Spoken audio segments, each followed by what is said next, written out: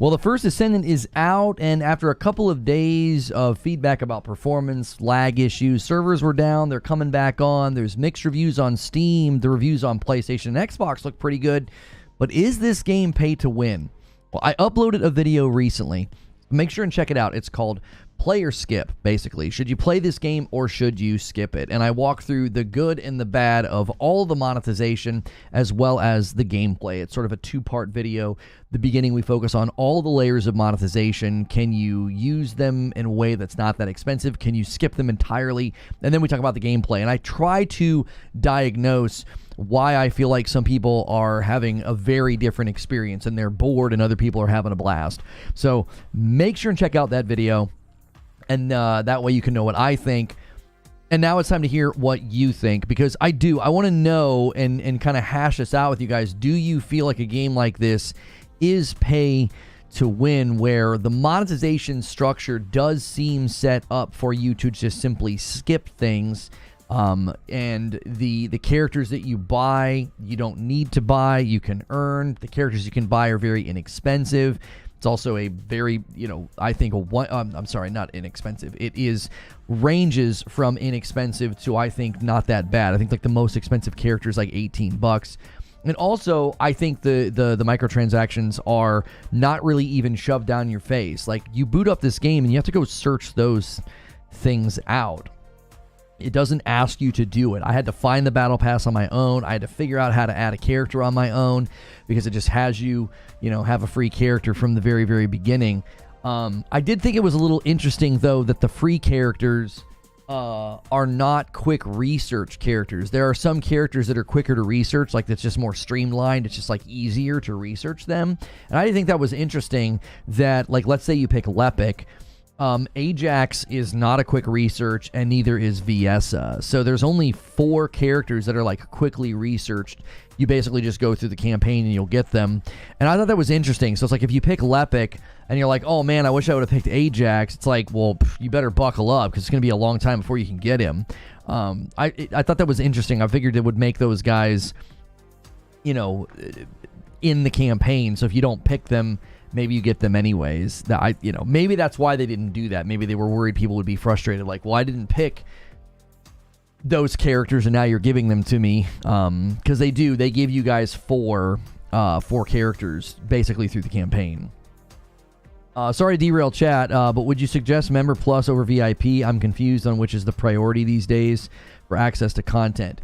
VIPs currently don't have anything with respect to content, because the green room on Friday, we decided to include Member Plus because about 250 people upgraded to Member Plus when we asked them to. And I think that not giving them anything didn't make any sense. Like, the VIPs are still getting an extra show on Friday. You're just getting that show along with Member Pluses. So if I had to choose between giving VIPs their own show and giving and not giving anything to Member Plus, or just giving both of you an extra show, I thought it made more sense to give both of you the extra show. I am trying to think of things to do for VIP. If you feel like you should just downgrade, then you can do that. Currently, I'm not really giving you a reason to do VIP other than that it's more support for the channel. So we were doing a VIP show on Fridays. We made that change recently. I thought it was fair to the people that upgraded. And we are asking people to consider upgrading and picking up their own membership. And we give you more content. We motivate that. We're not just like, hey, can you do that, please? We do give you more content for doing that. And it makes more room for people in the gifted member pool.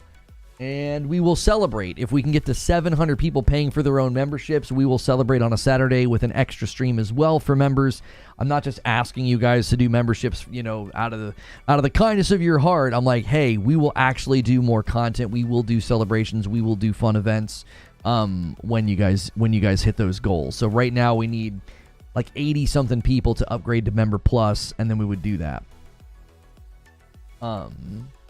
Oh, we are considering doing a monthly discount on coffee for VIP. Yes, we are probably going to do that. So if that's something that you want to take advantage of, we are going to have the coffee website back up once I get back in town. We figured relaunching the coffee website right before I go out of town was a bad idea. So I am going to be out of town next week. I should be streaming and still doing content on Monday, though, so it's not a full week off. Like compiling shaders and zooming in automatically crashes the game.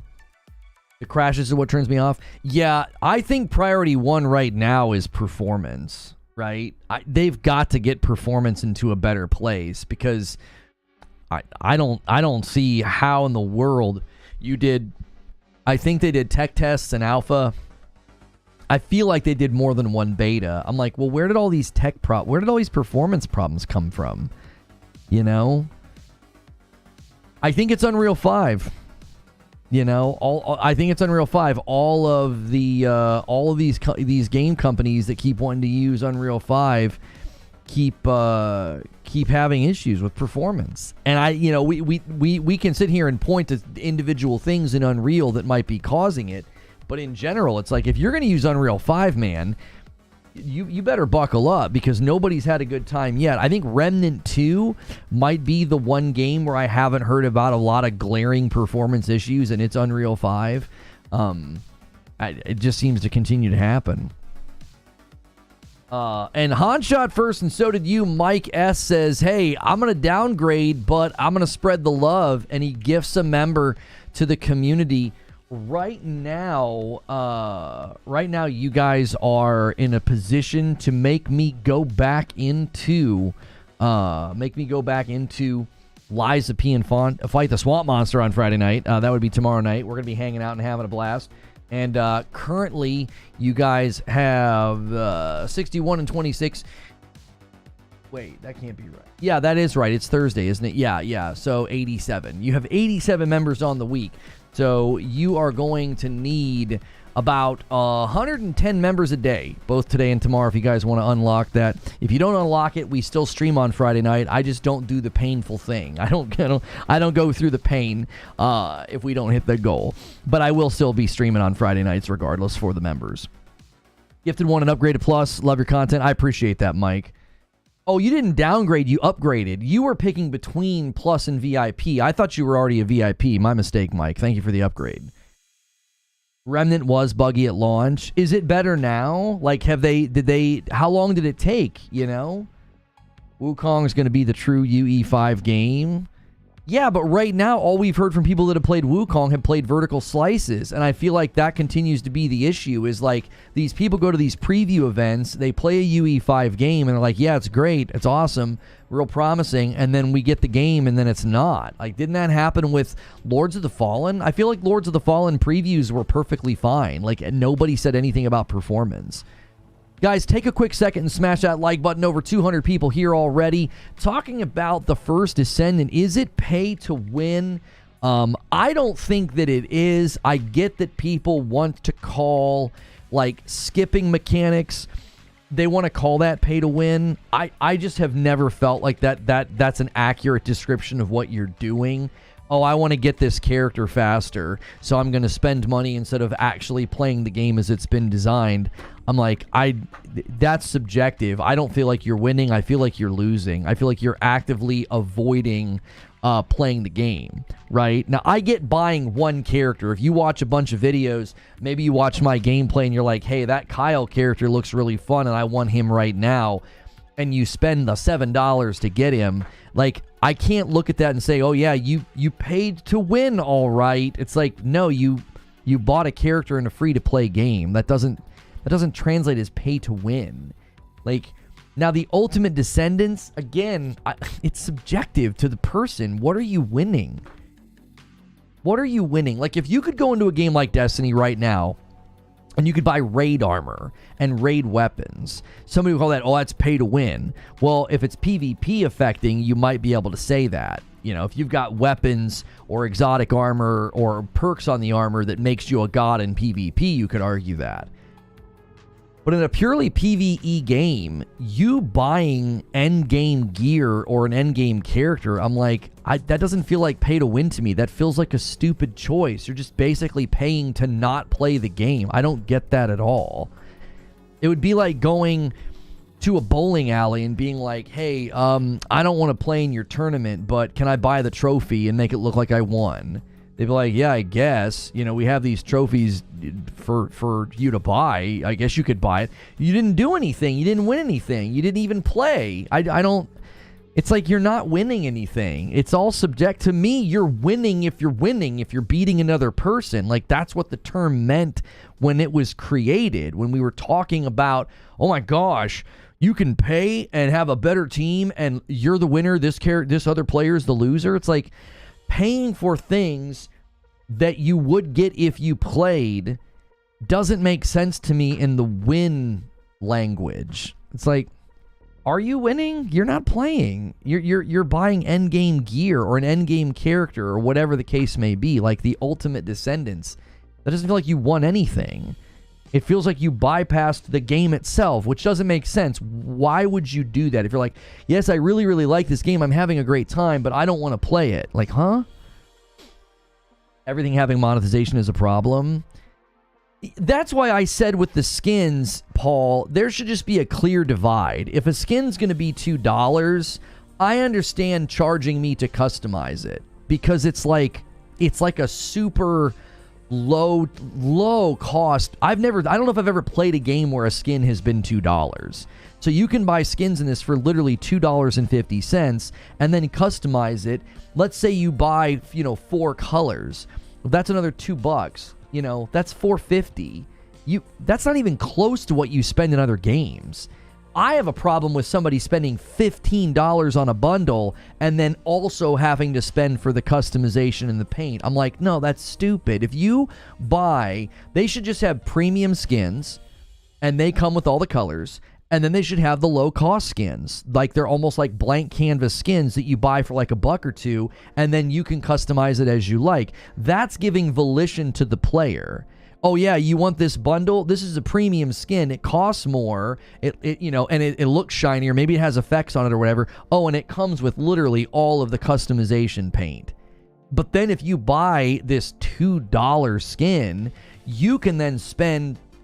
You could spend as much as you want, I guess. You could buy all the paint for that. But that gives the player control. I also think they should let you put paint on the default skins. That doesn't make sense to me either. The default skins look great. Let me customize it. Let me make it look how I want. That would let somebody basically customize their character for $1 or $2. And that, again, is giving volition to the player instead of just saying, here's a $15, here's a $20 skin, and that's it. That's all you get. You don't get to customize it. You don't get to do anything to it. Oh, Warframe sells skins that are that cheap? Do they let you customize? I think they do. They let you customize like every color in Warframe, and they don't charge you, right? I remember doing that. I remember like adjusting individual sections' colors. That to me makes sense if you're spending such a small amount of money. If I bought a skin in Fortnite for $2 and then they were letting me buy like color packs or shader packs for that skin, like, again, I think that just like makes sense to my brain, maybe not to yours. It's like, it's so inexpensive and then you get to customize it exactly how you like.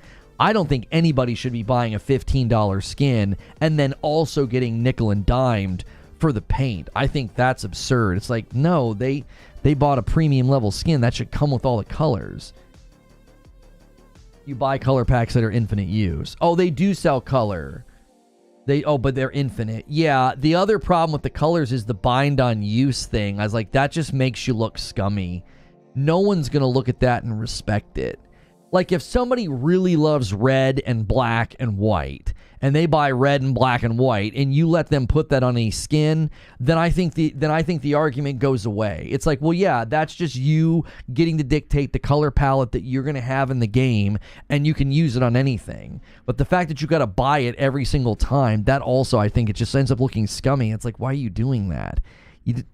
50 cents? Is it like, in the grand scheme of what they sell, is that actually going to add up enough that it's worth having it? Because it just makes you look like you're trying to nickel and dime the player. And the players that feel that way aren't going to spend money. Like, you're more likely to get money out of people if they feel like you're being fair. If they don't think you're being fair, then they're like, I'm not going to spend money in your game. So as a developer, it's like you're actually working against your aims here. Selling skins, nobody's going to bat an eye at that. Selling a battle pass, nobody's going to bat an eye at that. That's all normal. That's not you're not out of step yet. Okay? Selling the characters, again, you're not out of step. That's a common thing that games do. Selling time skips, that's not out of step. Warframe does it. You start selling individual paint and it's a one-time use, now you look weird. Now it's like, wait, what the frick are you doing? Like, I don't think it's worth it, because the standard stuff that you get in the game looks great. If you looked at some of the weapon skins, I tried to put some of them in the video. We ended up, Creature probably had to spend an inordinate amount of time going and getting gameplay B-roll, because I couldn't get him B-roll last night, which really irritated me. I wanted to get specific footage of Kyle and put him and contrast him to SEMO and show, like, this is why your mileage may vary. Like, one character to the next is not equal, but the dadgum servers were down. So he had to go get a bunch of B-roll of gameplay, so I think he missed some of the things I was trying to use my B-roll for. I tried to show a ton of the weapon skins because they look awesome and they are all earned in game. Like, I couldn't find a single weapon skin for sale. Now, I'm sure they will sell weapon skins down the line, but then once you get the weapon skin, if you want to adjust the colors, it's the same thing. It's like, why are you guys doing this? You don't need to charge 50 cents per color. But if you want to charge 50 cents per color, at the very least, let people always have that color then. You know, like, hey, I like red. I bought red. Cool, you have red now. You know, it's like, and then they gave people a color as an apology. I'm like, oh yeah, you guys are really... We're sorry. Here's an XP boost and here's some color. It's like, all right. You guys are really focused on this paint thing. I have like 8 different color palettes in Warframe. I never use plat to get it.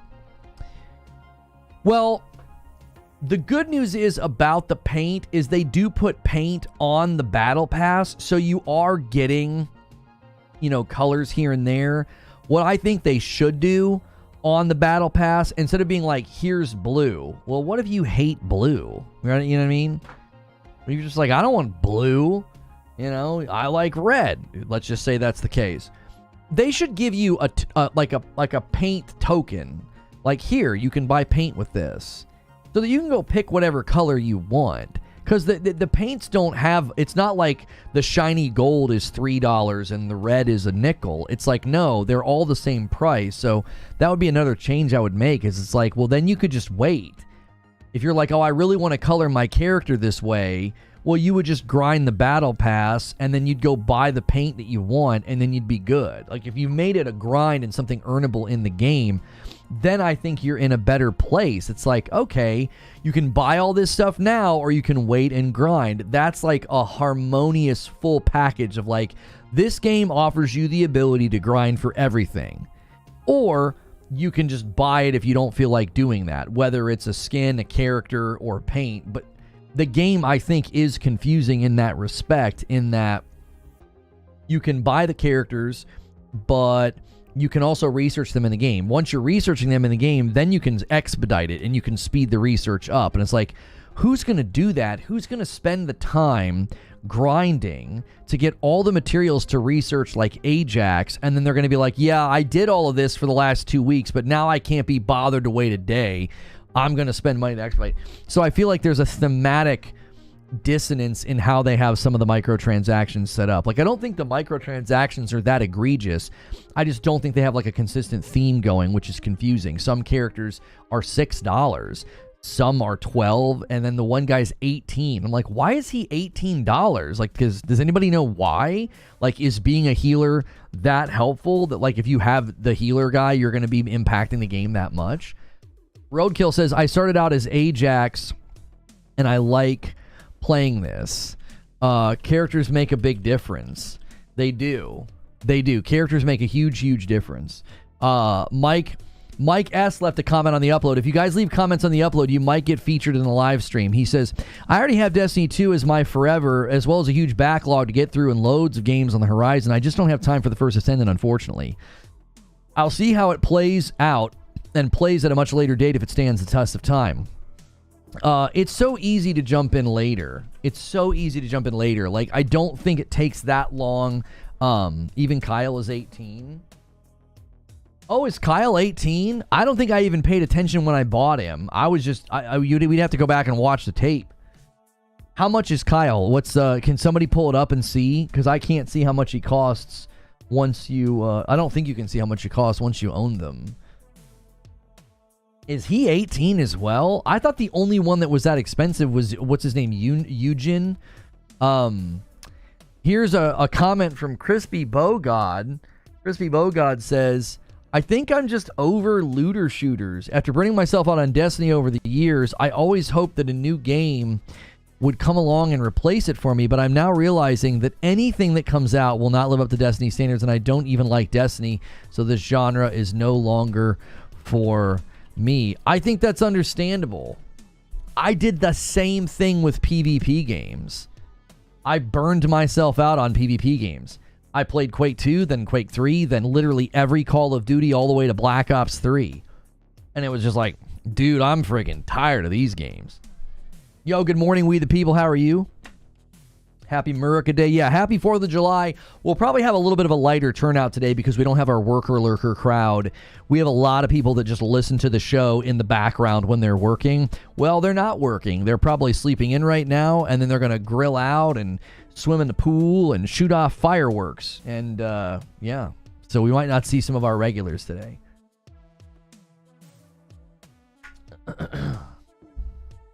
I just saw the pay to win thing. I don't think you can. I personally disagree with calling a game pay to win when you are not paying for power or advantage that helps you win against another player. I just don't. I don't agree with that. Oh, yeah, I was wrong. Kyle is the same price as Eugen. See, that makes no sense. Why are they so expensive? Kyle is $18. I didn't realize that. So there's two characters that are $18. That doesn't make any sense. I don't get that at all. He's 900. Yeah, that's $18 though. Anytime you see a total, you have to double it. So when something is, 500, that's $10. You just double anything that you see. That's how you figure out how much it costs dollars wise. I enjoy this game, and you'll enjoy it as well if you play MMOs. Now it does from NCSoft, so it's real hit or miss. I think, don't you mean Nexon? Is the dev running out of money fast? $30 for an ultimate? It's not $30 for an ultimate. It's $60 for an ultimate or $100 for an ultimate. The ultimate pricing is ridiculous. I don't know why anybody would buy an ultimate. It doesn't make any sense to me at all. They're so stinking expensive. They're extremely expensive. Do you think that they could argue that they're paying to win against the content and the bosses within the game? I mean, if you could go into the store and buy, like, an ultimate weapon, and that ultimate weapon was, like, the meta, and it was shredding bosses, right? But again, I struggle with it. Like, I just think about it logically. I'm like, you're not winning. Like, I really struggle with it. I'm not trying to have this narrow definition of win, but it's like, when I think of pay to win, why it's insidious, why it's scummy, it's because it fosters a culture where you simply cannot win without spending money. That's why it's insidious, and that's why it's bad. In a game where you can grind for all the really cool things and beat the bosses with the really cool things, but this guy over here is just going to skip all that and spend money, I'm like, he's not winning. He isn't. Like, I can do all these things without spending a dime. The pay-to-win idea and the culture and what games do to achieve that mindset in the player base, it's so scummy, it's so predatory and insidious, it's not letting somebody buy a character or a gun. It's just, I always trip up on this discussion because I'm like, you're paying to not play, you're paying to skip, you're not winning anything. If I can buy a really powerful gun or a really strong team or a really strong character, and then I beat the tar out of you, and now you feel like you have no choice but to do the same thing, that's pay to win. I paid in order to win, and now you feel like you can only pay in order to win. But if the game's like, hey, you can grind and get all these materials and get this character, and then this character has these advantages or this power, or you can just buy the character.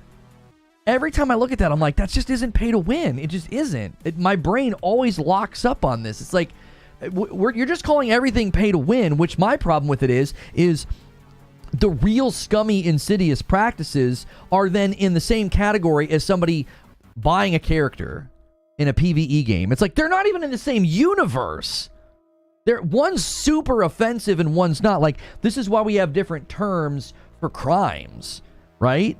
Because petty theft isn't the same as like grand larceny or grand theft auto. Like, we have different terms for different crimes for that reason, because of the severity of the offense. And the severity of the offense of you can pay to skip, that's not even in the same universe as you can pay for power to beat other players in a PvP game.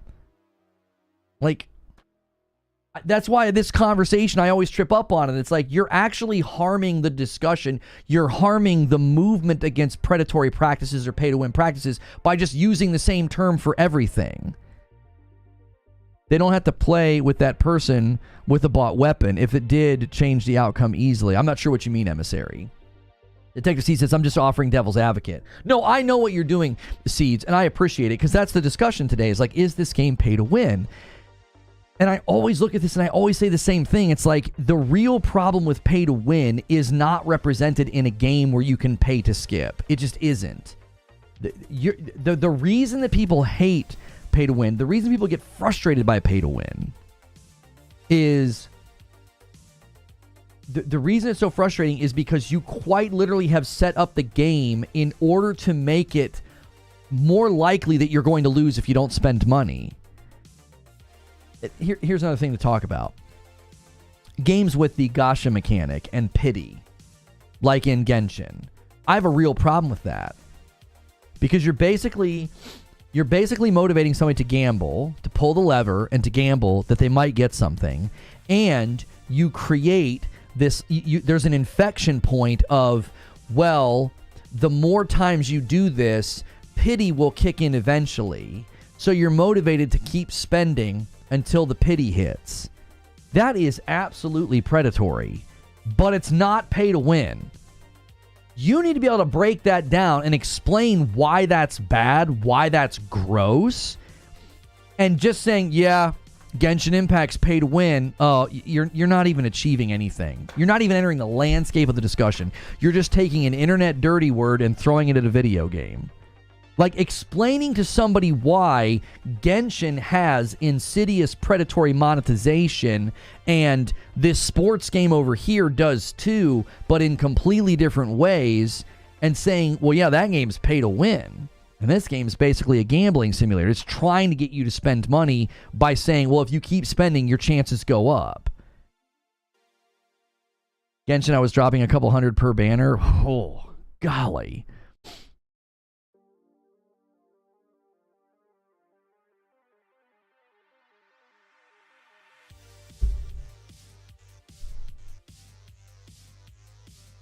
My bad. I was saying a person who doesn't buy anything doesn't have to play with people who pay to skip to be progressively stronger.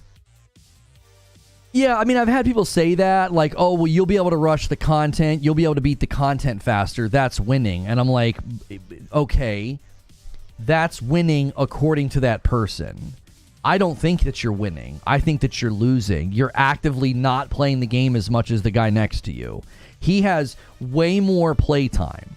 It would be like saying, oh, that guy paid to get access to a Cliff's Notes version of the entire season of the show. He paid to win. No, he didn't. He paid money to actively not engage with the television show. I'm winning. I'm watching the show and enjoying the character development and the original score and the acting and the cinematography. I'm getting to enjoy the actual product, and you're not. You're just skipping to the end. So it's like, you're not winning anything. When you lose a sports game and another person wins, that's an objective fact. There's a winner and a loser. It's pure subjectivity to be like, well, you're winning if you can play through the content faster. You're winning if you get to the end faster. And I'm like, not according to me, or not. Nope. If Netflix or Disney offered you a fast pass and you could pay money to basically get a speed run version of a season of a show where you don't watch the show, you get like a 20-minute story so far, you didn't pay to win anything. You just paid to not consume the content. That's weird to me. It doesn't make any sense. I get it. It's convenience. There are people with more money than time, and they would rather just jump to the end game, or they would rather just jump to this content or whatever, or they don't want to sit around and wait. I totally get what they're doing, but I don't think they're winning. I wouldn't want you to do that. Imagine if you could do that. This is the other thought experiment I always give people who claim that this is pay to win. Imagine that you're really enjoying the First Descendant and you're grinding for the characters, and you come home every day and you really, really like grinding. You just think it's fun. You go and you see the required materials, and you go to all the individual activities, and you're grinding, and you're getting that satisfaction of seeing boxes checked. Joker Quinn with a gifted member, thank you so much. And no, you're getting that satisfaction. In Fortnite, you can gift skins to people, right? Imagine if I'm your friend and I think, you know what? He really likes this game. I'm going to gift him all the remaining characters, right? It's subjective to the person whether or not that would be seen as a kind gesture. Because if you're really enjoying the game and you're really enjoying the grind, and I do that, I just took game time away from you. You'd be like, what did you do that for? Like, imagine you couldn't, refuse the gift. You just booted up the game and it was like, congratulations, Lono from Reforge Gaming gifted you all these characters. You'd be like, why did you do that? You'd be like, I was going to earn these characters. I was going to grind for these characters. Imagine if you could do that in any game. Subjective to the person, you'd be ticked. You'd be like, why would you do that? I was going to grind that. I was going to try to get the really good drops, or I was going to try to get the really good weapon to drop, or whatever it is that you're chasing. So to me, that's why calling it pay to win is just confusing. It's because it's like, well, some people might think that that's not winning, that you're actively playing less, engaging with the content less, and not experiencing the fun of chasing your own thing, the satisfaction of a completed task. So that's why I always say you have to call it what it is. Are you paying to skip? Are you paying to progress? Or are you paying to win? They're all different versions of what am I actively paying for? What's the transaction's purpose? Is it to make me stronger to beat another player? Now I understand why you're calling it pay to win. Is it to skip a grind and get something faster? I don't understand why you're calling that pay to win. Mash says, the problem is pay to win is not some clearly defined concept. Different people will tell you something is pay to win or not based on fairly differing criteria. Aaron Wright with 19 months and Member Plus. What up, Reforge Gaming? First Descendant looks pretty good, but I can't get past the feeling like a bottomless money pit. I'm skipping it. I think skipping it and waiting is perfectly fine. Dark Taco, I didn't thank you for 21 months and a VIP member. You said it took Remnant about 3 months to polish. Okay. So Remnant is an example. The question was asked earlier. Is there an example of an Unreal 5 game, that's actually running well and polished?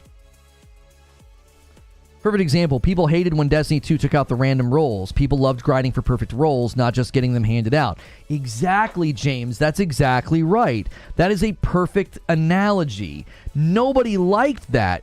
You took the pursuit away. You took the grind away. And people didn't say, well, it's really easy to win Destiny now. I just get the gun and that's it. Otavio Cruz with a gifted member. Thank you so much, taking us to 3 members on the day. You guys are going to need about 110 members today and tomorrow each if you want to make me go back into Liza P tomorrow night. You guys have done it before and it was fun. I don't think this time will be as fun. I got to go back into the Swamp Monster, and even people that like Liza P hate the Swamp Monster. I've had some really big Liza P fans in the Discord be like, "Oh, yeah, frick the Swamp Monster." This crap's out of hand nowadays. You buy 1/3 of a game full price, and then 2/3 of the rest of the game is behind a paywall. Are you referring to First Descendant? Because it's a free-to-play game. You don't have to buy anything. It took you 2 hours to beat him, Sven? What do you do when he just goes crazy in the second phase? How do you stop that from killing you? Because he just kept doing that spam thing, and I was like, I would try to parry, and I would just end up dying. I couldn't figure it out. Don't you know how many Omnigol Nightfalls I had to farm to get a God Roll Grasp of Malak? That was insane and fun. You back up and you spam Flamethrower. Oh, of course he's susceptible to fire. I turned that off because of the weight. I was running something that made me heavy. Guys, if you're enjoying the show, take a quick second and smash the like button. Almost 400 people here. I did an upload this morning called The First Descendant, Play It or Skip It, and now we're talking about, is it pay to win? I would argue there's monetization in this game that I don't like, and I wish they would change it. I don't think that the pricing is egregious. I think you can spend a very small amount of money in this game and have a perfectly fine time. You can spend less than the cost of a full-price game easily. You could probably spend anywhere between $25 and $40 at most if you're like actually buying characters and buying skins and the battle pass and everything. You could probably spend anywhere from $25 to $40, and then you're done. You can just grind the game for as long as you want. So my recommendation is, obviously watch my video, play it or skip it, because you've got to decide if the stuff in the game is too much. If you're like, nope, I don't want to play a game like that. My video walks through all the monetization, and I talk about why the gameplay, your mileage may vary. Some people are bored, some people are loving it. I think it's character dependent. So watch that video, make up your mind. If you do play the game, I would recommend just playing free and pick one of the free characters. I think Lepic is probably the best one in the bunch. Unless you want to play more defensively, then you're picking between Ajax and Viessa. I would pick Lepic. And if you get far enough in the game where you're like, okay, I'm really loving this, I've got some great guns, but I want to buy a character now, it's really inexpensive to buy a character. The one that I bought, unfortunately, is the most expensive a character can be. Kyle is $18, and then it's $1 for the slot, so it's like $20. That is, I think, a bummer that one of the better characters does cost more. But then there are characters that people are saying are amazing that are cheaper. So I don't get the pricing at all on the characters. I don't get why Kyle is $18 and another character is like $6. Like, some of the characters are really, really good. Like Valby, I was really having fun with Valby. I just wanted somebody that could be more aggressive.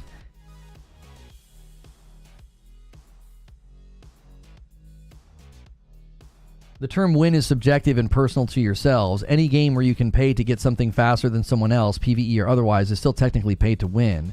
Pay to dopamine. Yeah, but that's where the language breaks down for me, right? Whenever I was farming for a god roll in Destiny, no one ever said, have you won yet? Whenever I'd roll credits on the end of a game or beat a raid, nobody was like, have you won yet? Did you win? No. We don't use that language. Like, we're taking a word that we never use in these contexts. We just don't. No one talks that way. Have they won the raid? Did they win? Like, what? You purchased Ultimate Lepic? I think the Ultimates are egregiously priced. I really do. $60 or $100, depending on which bundle you buy. I think that's ridiculous. I think $60 should have included like 3 or something. That's like buying a full game. It should have included like 3 Ultimates or something. That's just absurd. I'm telling you, I call those whale food. Those are literally there for the whales. They're not there for the average player. I would stop playing Destiny if you could just buy everything without doing the raids and such. Yeah, Will, for sure. I think people would stop playing Destiny if they started doing that, because they would feel, you would feel like an agreement or a contract had been broken, right? You would feel like a betrayal, like, hey, that stuff that stuff's really hard to get, or that stuff's really grindy or whatever, and now you're just letting people buy it. But I don't think anybody would ever say, oh, you're letting people pay to win. It would be like, well, the problem is Destiny has PvP, so that's why it's a harder example. You could definitely pay for guns in that game that are better than other guns, and that would be pay to win. I mean, there have been some really busted exotics and things over the year. Hard out here. Oh my gosh, I'm sorry, Barrier. I don't know why I'm not seeing those. It's like I've developed a blindness for re-ups. Barrier with 33 months in a member plus. If the paid heroes aren't stronger or don't have some benefit other than skipping the grind, then it's not pay to win, in my opinion. We can't get the hard numbers on it, Barrier. Apparently the ultimates have what, like slightly higher skill points or something. I don't even understand how it works. Are they like, what is it, like slightly higher health or something? They basically, people said they have like slightly higher stats. So I couldn't think of the word. They have slightly higher stats. And I'm like, in this game, slightly higher stats aren't going to do anything. What's going to make the difference is your weapons. You're seeing different things. There are guns that are dramatically different than others. Oh, wow. We're getting a lot of comments on the upload. Holy cow. Hellborn said, does it have cross save? Yes, it has cross save. Yes, cross save. You can play anywhere, and you keep your stuff. Belfagor gifts a member and takes us to 4 members on the day. Thank you so much. I am going to get to dodge Liza P, and I'm not even going to complain about it. I hate that freaking swamp monster. We'll just chill tomorrow. We'll just play, like, I don't know. Maybe I should give you guys something better than a Salt game. Maybe I should be like, hey, we'll play some games tomorrow night. Like, we'll play some Jackbox or something. James Kelly says, I would like to give it a try, but Xbox has not been cooperating. Might give it a go tonight. Servers seem to have been fixed, sorry. The server issue seems to have been resolved. Something was going on with the Microsoft network. Yo, Belfagor with another gifted member, maybe setting up a 20 bomb dunker. We'll see if you guys can't suddenly put this member count on a rocket ship. You guys have done this before on Thursdays and Fridays. We'll see. Elemental Hero says, the thing it does, this game has a story mode and a campaign that has a good story. Will this have good immersion and other things like other games, while the newer games have less? Dude, I'm gonna be honest with you. I think that the story and the campaign, I just don't care. It's pretty boring and pretty basic. Big bad guy gets big bad thing. We have to stop the big bad guy. It's like, if it was more cliche, I mean, it's very cliche story. You know, really, really big, strong, menacing figure wants to get ultimate power, and we're trying to stop him. Like, I that's all I honestly need in a game like this. I just need okay, there's bad guy. Okay. There's stuff to go shoot and stuff to go do. Okay, cool. Just point me in the direction and I'll go shoot all the things and get all the things. Like, I don't need depth to the story. That is something I do think that Destiny did a very good job with over the years, is they told compelling stories in a very interesting universe. I actually think Destiny always could have done a better job if they would have taken more of the Grimoire and put it into the game, because some of the Grimoire is brilliantly written. Whoa, spoilers! So you're saying the game has a good story and immersion? I don't know how you got that out of what I just said. I don't think the story is good. I think it's basic. I don't think there's a massive amount of immersion. I'm not like attached to my character or the world or the people. It's literally a looter shooter. Like, I don't think there's a high level of story and world immersion going on. It's a very straightforward game. Come into this game, shoot the things, get the things, go turn the things in. Like, that's it. Like, that's the concept. And if you get hooked by it, you don't care that the story's basic. Alexander Smith left a comment on the video and says, as someone who doesn't usually play looters, this one has my attention. The gameplay is super fun, and that's all I'm looking for in a free-to-play game. I mean, same. I'm having a good time with it. I was bummed I couldn't play last night. Like, I was definitely feeling the itch to be like, man, I really, again, as I was making the video about how to get the characters and I was describing the grind, I was like, this is actually, I think, set up in a good way. Now, the giant question mark in the room is the drop rates. Like, once you're done with the campaign, are the drop rates going to be terrible? Because apparently people are reporting, and I think this is a bug that they're going to fix, because I don't think this is intended. I don't think this is what they want. You're supposed to basically just play through the story and get Bunny, Freyna, Sharon, and Blair. Those four guys, those four characters, I should say, are extremely straightforward. Like, you go run an activity and the item drops. And once you do, you get the 3 or 4 items, you go research the character. I think Freyna's one thing is glitched, because everybody was saying the same thing. They were like, I had to run this one mission 10 or 15 times, right? So I think that's a glitch. The question is, once you're done with the campaign and once you get the 4 characters that are basically free, and you got to start researching like the other 11, is the currency drop rate reasonable, right? If you set your sights on somebody and you go and look at everything you need to do, I actually think it's set up rather well. It's like, oh, you need this currency. Where do I go to get this currency? It literally tells you, you click on it, and it takes you to the map, to the thing. And you're like, oh, and you would just fast travel there and grind it. I was like, I kind of like that. That is that, put a checkbox. You know, I told you guys this before, like when I played Spider-Man 1. I just love to get little green checkboxes, dude. I just love it. You know? It just, give me the checkbox. Let me do the thing. Let me do the thing. Let me complete the thing so that I can move on to the next thing.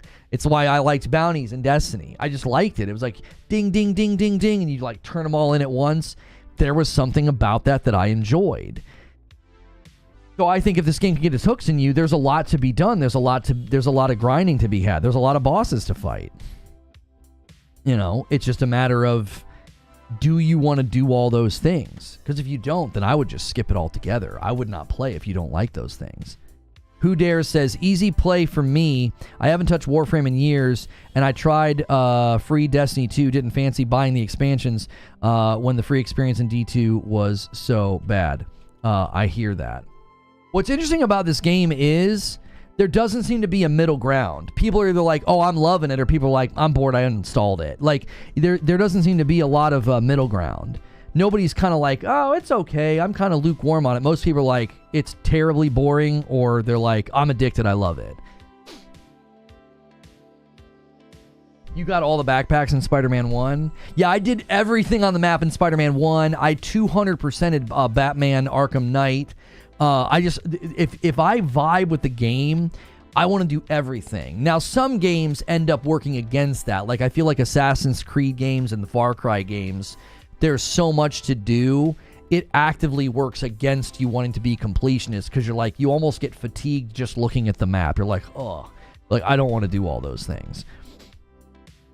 This guy here, Grimwell, says, why would you play this when Warframe is better than Destiny and this game combined? I mean, Destiny has some things that Warframe doesn't, but still, Warframe is clearly king.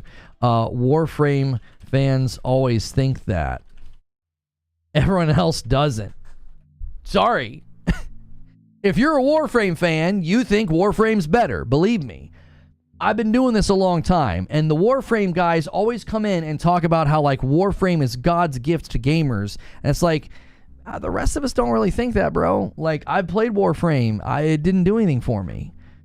A lot of people here have played Warframe, and they're just kind of, you know? Warframe fans always think that. They always think it's the best game, and that makes sense. You're a Warframe fan. Like, the game speaks to you in some way. Like, you know what I mean?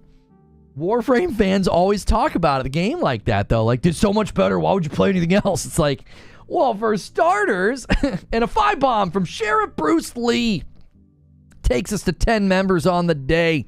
There we go. You guys are going to need to hustle if you want that. And tell me, if you guys are like, well, listen, man, we don't want to watch you play Liza P, right? We just want to hang out and have fun. Well, then just let me know. Let me know if you want to do something else. If you guys are like, no, dude, we don't want to watch you play Liza P. Salty Lono's not fun. I played Warframe for 2 years, and then I quit because of the lack of content. Warframe is good. I just don't like all the buying in the game. Kevin right here left a comment on the video and says, Anthem left a very big hole in my heart. Maybe this game can cure the Anthem hangover. It's been too long, mate. It's been too long. You shouldn't have an Anthem hangover, dude. How long ago was that? Joker Quinn with the gifted member takes us to 11 members on the date. Liza P is incredible. I'd rather just hang out and have fun. This is what we should do. I should find things that you guys really, really hate. And I'll be like, that's what I'm going to do on Friday night. Well, I'm obviously kidding because people just wouldn't tune in. They'd be like, we don't want to see that. It's not like you're a captive audience or something. I know you guys hate this. I'm going to play it. Jeremy Bear says, would rather have a game be greedy with optional things like cosmetics or characters who you can unlock via grinding than a game that locks content out via paid DLCs on a regular basis. Looking at you, Destiny. Every game has to make money somehow. I think there is room for both. But because here's the thing. How could you possibly expect a game like Destiny 8 or 9 years, 10 years into its life cycle to not charge for DLC? You expect to get anything of substance, like, at all? I gotta open the Office Store. Give me 1 second.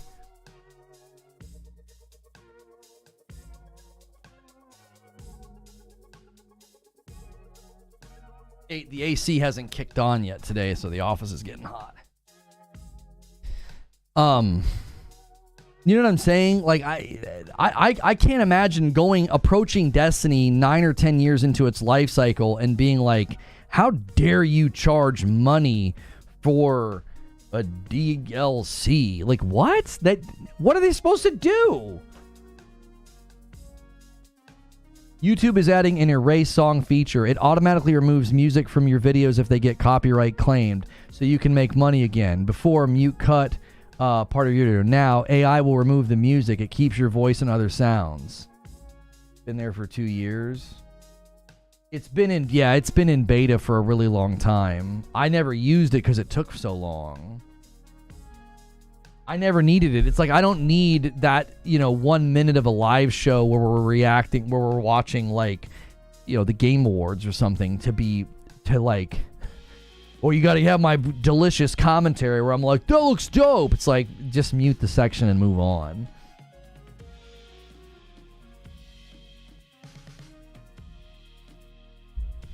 Destiny 2 is worth every penny.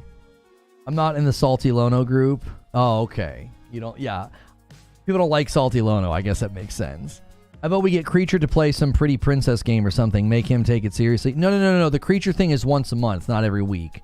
He's not the talent. Come on. We can't be making him show up to everything. That's ridiculous. Guy's got a life. Darth Ascension said, try this game last night, only got maybe an hour in, and when I saw the pricing for Descendants and the Ultimate versions, I was turned off. An Ultimate character is the price of a game, and there's a pack that equals the price of an Ultimate edition of a game. So with pricing this predatory, I'm definitely going to wait and see. I have no idea if the game is any good. Ult Descendants are the worst part. Everything else is pretty fair. Yeah, I think the Ultimate Descendants are the worst part. I think everything else is totally fair. Well, the paint. I take issue with the paint, actually. I criticize that.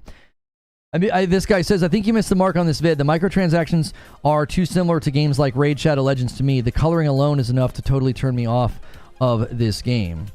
I criticized that. The paint system. I criticized the paint system. I said that I didn't like it. I think the paint system makes sense if you're going to sell skins for like $2. That makes sense. You're letting me customize the skin. So you're like, it's a real inexpensive skin. And then you can pay for the individual colors. So somebody that loves yellow and green can just spend a very small amount and get yellow and green and have a really cool yellow and green skin. And I love black and red, and I'm going to do the same. And we both spent a very small amount of money. I think that's actually great. What I don't agree with is when somebody spends $15 for what I consider to be a premium skin and they don't get any paint options. I think that's ridiculous.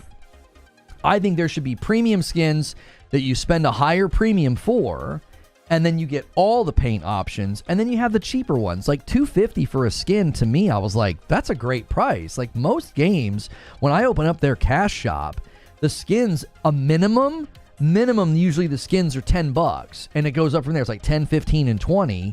And in this game, it's like $2.50 for a skin, and every single one at that price point I thought looked great. It's not like they looked intentionally bad. They were like, yeah, it's $250, it looks like trash. You know, they actually looked pretty good. So I don't know, I think that that's reasonable, and it gives the player more volition and control. If you let me come to your microtransaction store, your cosmetic store, and I have that level of control to where it's like, you can buy the skin for a small amount and then customize it for a small amount. You're giving me more control over what my money goes toward. And I think that's a good thing. If you're selling bundles or you're just selling really, really expensive skins and it's like, nope, here it is. The skins are $20. The skins are $15. And I have no control over what they look like. I either like them or I don't. The problem with that is that everybody buys the new popular skin and then everybody's running around and looks the same. But with the color customization, it's like I could buy a skin for $2, customize it for another $2. I've spent $4 and I look unique to what I want to look like. I think that that's better. $250 is $5. No, some of the skins were literally $125. That's $250. $2.50. There are literal skins in the store that were $125. I bought some of them. They were super cheap. I was like, what the frick? I was like, this is really cheap. And then the colors are individually priced and they're a one-time use, which I was critical of. It's like, you don't need to do one-time use. It just looks like you're nickel and diming the character, the players, and you don't need to. You've got a battle pass, you've got premium skins, you've got ultimate descendants. You don't need to charge for paint. You know? You make friends in real life, but you grow your family on Warframe. What?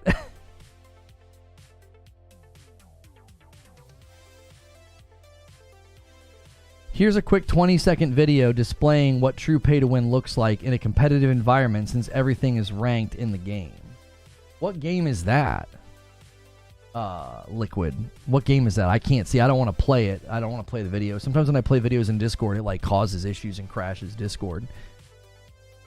Here's somebody who played 14 hours. He says, easy skip. I played 14 hours. The predatory microtransactions in the game design around microtransactions. There's no way to earn premium currency. Can't get behind and support Nexon's company mentality. Pricing says it all and how it's designed. What is predatory? Oh, Marvel Strike Force? It's mobile? Yeah, they've been emailing me and they want me to do... Raid Shadow Legends has been emailing me for sponsored segments, and so has Marvel Strike Force. And I just say no. Anytime it's a mobile game, I'm like, no. I know what you're going to do. I know what those games are, especially Raid Shadow Legends. Yeah, I'm curious what people think is predatory in the pricing.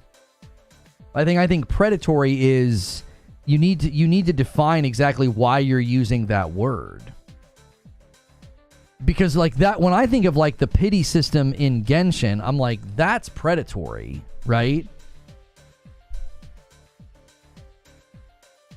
For it to be predatory, you have to be seeking to exploit or oppress the player.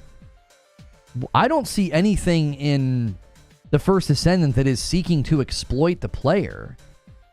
You can literally earn everything with enough time. Now, again, we don't know the drop rates yet of some of the things. I call that the art of the squeeze, where they make the earn rates in the game so naturally terrible that you're motivated to spend money. That I agree with, but I still don't know if I would call that predatory. That's basically allowing monetization motivation then negatively affects game design. That doesn't feel like predatory to me. Predatory is when you're trying to exploit the player. Like saying, well, you can spend money and gamble on this really low drop rate item, and then the drop rate and the chance of getting it goes up the more you spend money. You're exploiting the player at that point. You're basically motivating them to spend more money, because once they spend some, the more they spend, the odds go up, and eventually pity triggers and they get the item anyway. So what you're really doing is you're gambling and saying, maybe I get it before I've spent $50, or maybe I get it before I've spent $75. Everybody's mileage is going to vary. Eventually you get it. So somebody might have gotten it earlier than you and he spent 15, and your pity never helps until the very end and you spent $50. You both got the same item, but because of literal RNG, he got it faster than you and spent less money. That's exploitative. Like, you're basically manipulating the psychology of the player into spending more money because chances get better the more you spend. You're not even paying for a chance. You're paying to increase a chance over time. It's like, what the frick? Can you earn changing the colors? You get them on the battle pass, Dave. So you can earn colors, but like, personally, what I think they should do with the colors is allow you to get like tokens just by playing. Drop like color tokens. So eventually you're like, hey, I really want to customize my look and I've got 3 or 4 color tokens. I'm going to buy 3 or 4 colors for this armor set that I like. Again, I always feel like a game's in a better harmonious state where everything is earnable or buyable as long as it's cosmetically driven. I think you're always in a safer place. Because it's like, you could spend the time earning it, or you could just buy it. Now, I do think it makes sense sometimes to just have skins that are only in the cosmetic shop, and then only have skins that are in the game. Like, there are weapon skins that you can't buy. All of the weapon skins, as far as I can tell, are you get them in the game. I like having that clear divide. But when it comes to something like the paint system, I just prefer to earn that in the game. I have like 5 colors already. Where are you getting them, Donnie? Because we did get some from the company as like an apology. Like, they sent people XP boosts and paint in the mail or whatever. It's not predatory. Majority of MMOs are like, what there's low chance to get a resource as an item, but there's legit guides out there on how many tries that people make videos on this. Bottom line, at the end of the day, says Kingslayer, games like The First Descendant only encourage me to play single-player games that are complete or offer in-game earnables.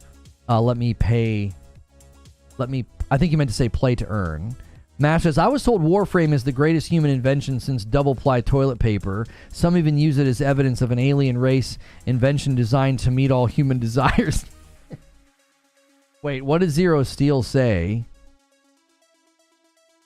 Oh, Zero Steel said, is it more worse than Diablo? You just put is.it, and Nightbot thought that was a link. Jake Games left a comment on the video. He says, it's fun, but I can see why people are skipping it. I'm having fun for now, like even Destiny isn't Destiny to me anymore, and Warframe, I don't know. And I'm supposed to do, there's just so much to do in Warframe for a new player. I'm enjoying it as well. Like, yeah, I'm enjoying it as well. I get it, but I also get why people are skipping it. And a 10 bomb comes in from MASH and takes us to 21 members on the day. MASH making jokes in chat about Warframe. You got a laugh out of me. Now that is the hyperbole BS that I'm here for. Yeah, that was MASH. This guy here, Matt Olive, or I'm not sure. Matt Olive, I think is the name here. Says, or probably Matto. I can't tell. There's no punctuation or capital letters. The aggressive monetization is a problem, but not the biggest one. The game is simple, poor in every respect of its gameplay.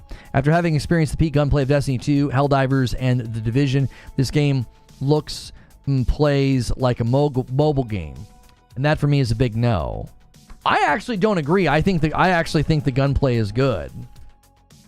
I actually think the gunplay feels good. I think the problem with the gunplay is that the enemies are just so much fodder. Like, I think there need to be more enemies that have either mechanics that you have to engage with or being a little bit tankier. Most of the enemies are just wilting in front of you. And another 5 bomb, and that's an Agent of Chaos from Belphegor as he takes us to 26. I now owe you guys 5, and you push past the first milestone, so we're heading to 50. Otavio Cruz with 9 months and says, in my opinion, that's why Warframe players are loyal and praise it so much. You can earn premium currency just by playing. Don't know if anyone else does it. Yeah, I was going to say, in response to that one comment, I don't think I've ever expected to earn premium currency. Right? Like, why is that an expectation? Even Destiny doesn't let you earn the premium currency. You earn Bright Dust. You can't earn silver. Like, I don't get that. There's the 5 members that I owe you. Like, that's fine if you have that expectation. I just don't know why you do. This guy said, sadly, the end game would bottleneck with whales being DPS and free to play that supports. Alas, self-inflicted curse of the MMOs. We don't know that yet, though. We don't know if it's going to bottleneck at the end. It could. I have a video on this channel, and I talk about my concerns about the First Descendant. I'm like, it looks good, but I have concerns about the microtransactions. I still do. They could totally bottleneck the end of the game to where if you're not spending money, you get choked out and can't do anything, right? It doesn't seem like that right now. It seems like if you want to grind for the characters, it's totally within your purview to do that, and you're not going to be, like, left out in the cold. Exactly, you don't expect that, and then it's there. That's why they like it so much. They gave us more than we expected. I mean, that's fair, Otavio. I think that's totally fair. But, yeah, I don't think that necessarily is then a valid criticism of another game. Well, you don't let me earn the premium currency. Okay, like, almost none do. Like, almost no games are going to let you earn their currency. Because the premium currency is quite literally how they make money. Like, they set it up so that you buy the premium currency and give them money. It's a free-to-play game. That most free-to-play games are not going to just be like, oh, no, yeah, if you play long enough, you can get the premium currency. Like, I expect a free-to-play game to give me reasons to spend money. It's that simple. If I play a free-to-play game, I'm like, okay, they're gonna be expecting me to spend money somewhere. Battle pass, cosmetics, XP boosts, skips, something. There's gonna be something in here if it's free-to-play. Mick Pratt says, this is probably the most overhyped game this year. If it wasn't free, nobody would be playing it. I think other games were more hyped. I don't think this game was like that hyped. There were trailers and there was intrigue and interest, but I don't feel like people were like overhyping this game. Even I was like, I think it looks pretty good. That one trailer is kind of a vibe with M83's outro song on it, but I wasn't like coming out of my chair for it, I thought, this game looks pretty promising. That doesn't feel like hype to me. I know you can trade for premium currency in-game, but not earn it from the game directly unless something has changed. Yeah, I don't... Wait, how do you get the premium currency in this? I've not seen anything about that. I thought you could only buy it.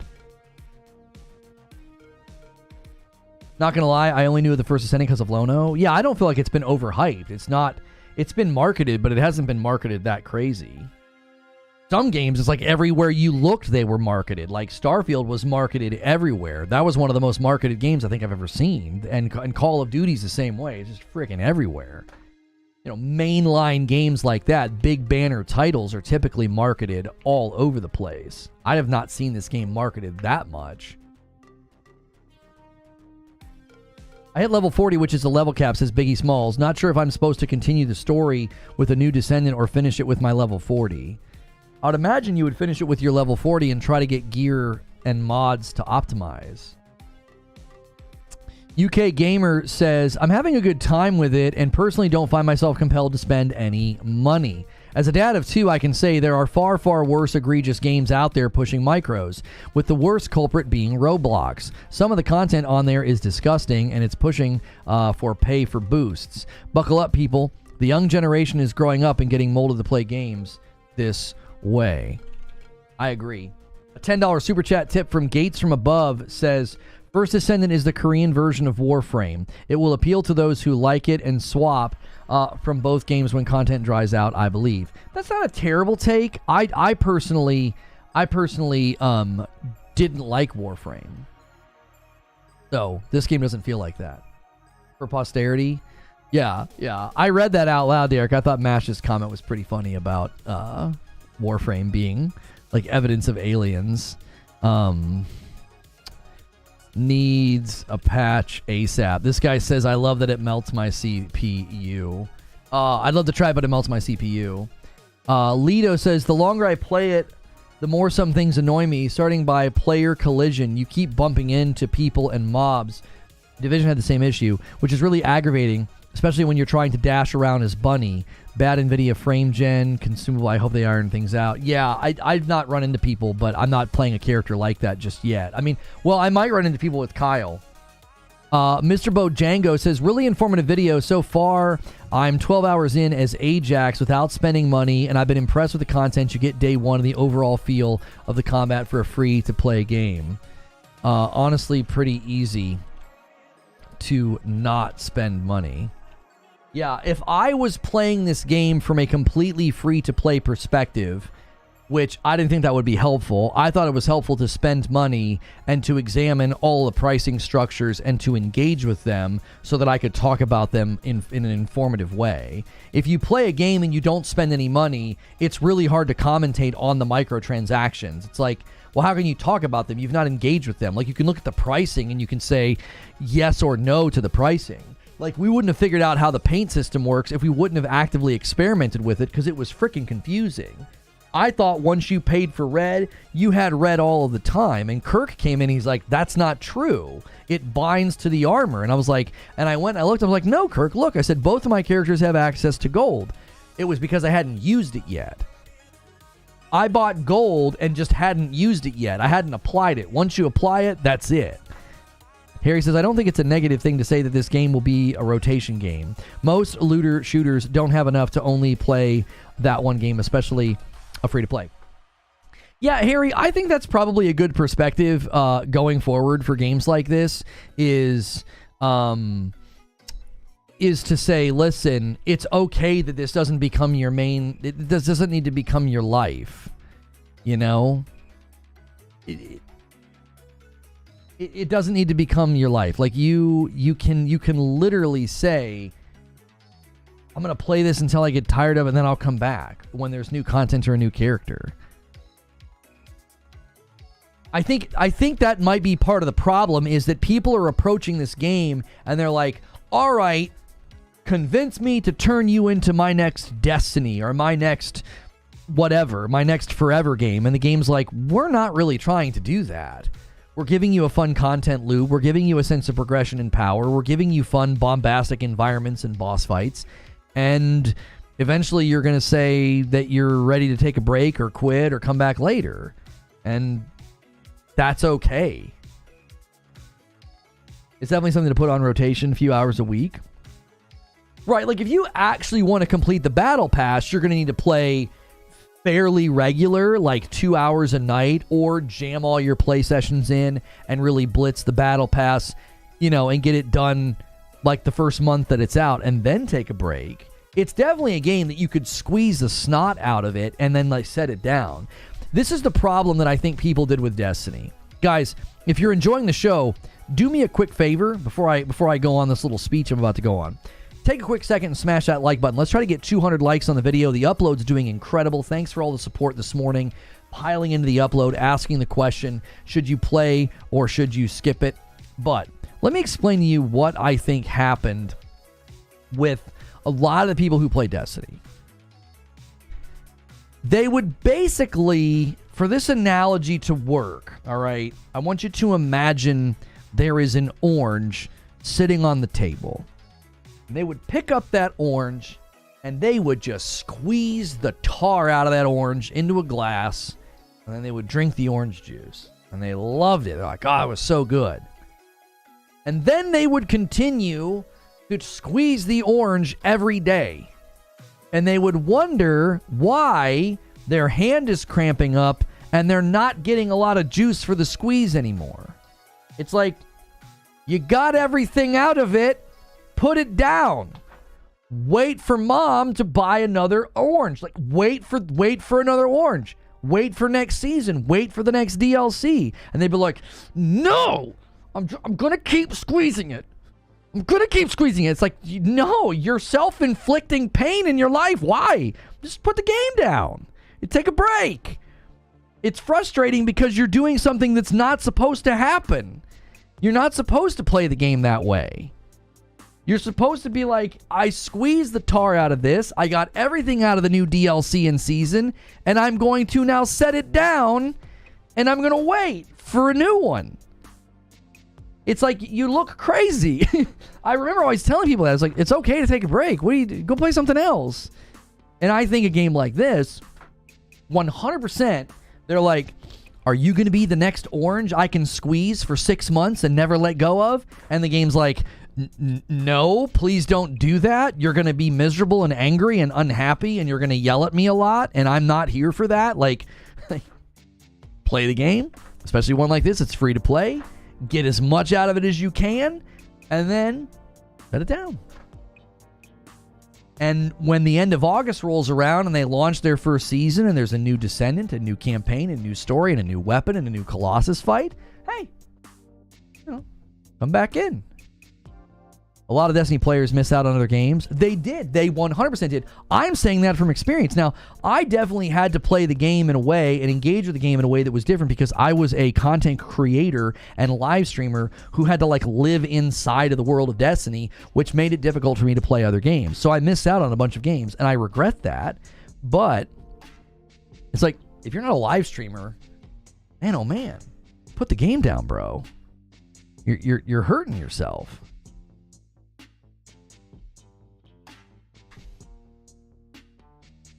It sounds depressing to me to get hooked on a game like Destiny where you have to dedicate yourself to it and it takes up so much time. Here's the thing. The problem with your sentence there, Ekim, is when you said you have to dedicate yourself to it. No, you don't. Destiny as a game never required that from you. When a season came out, I actually think the people that have had the most fun in Destiny and have went the distance with it the most and have enjoyed their time more consistently are the people who play more casually.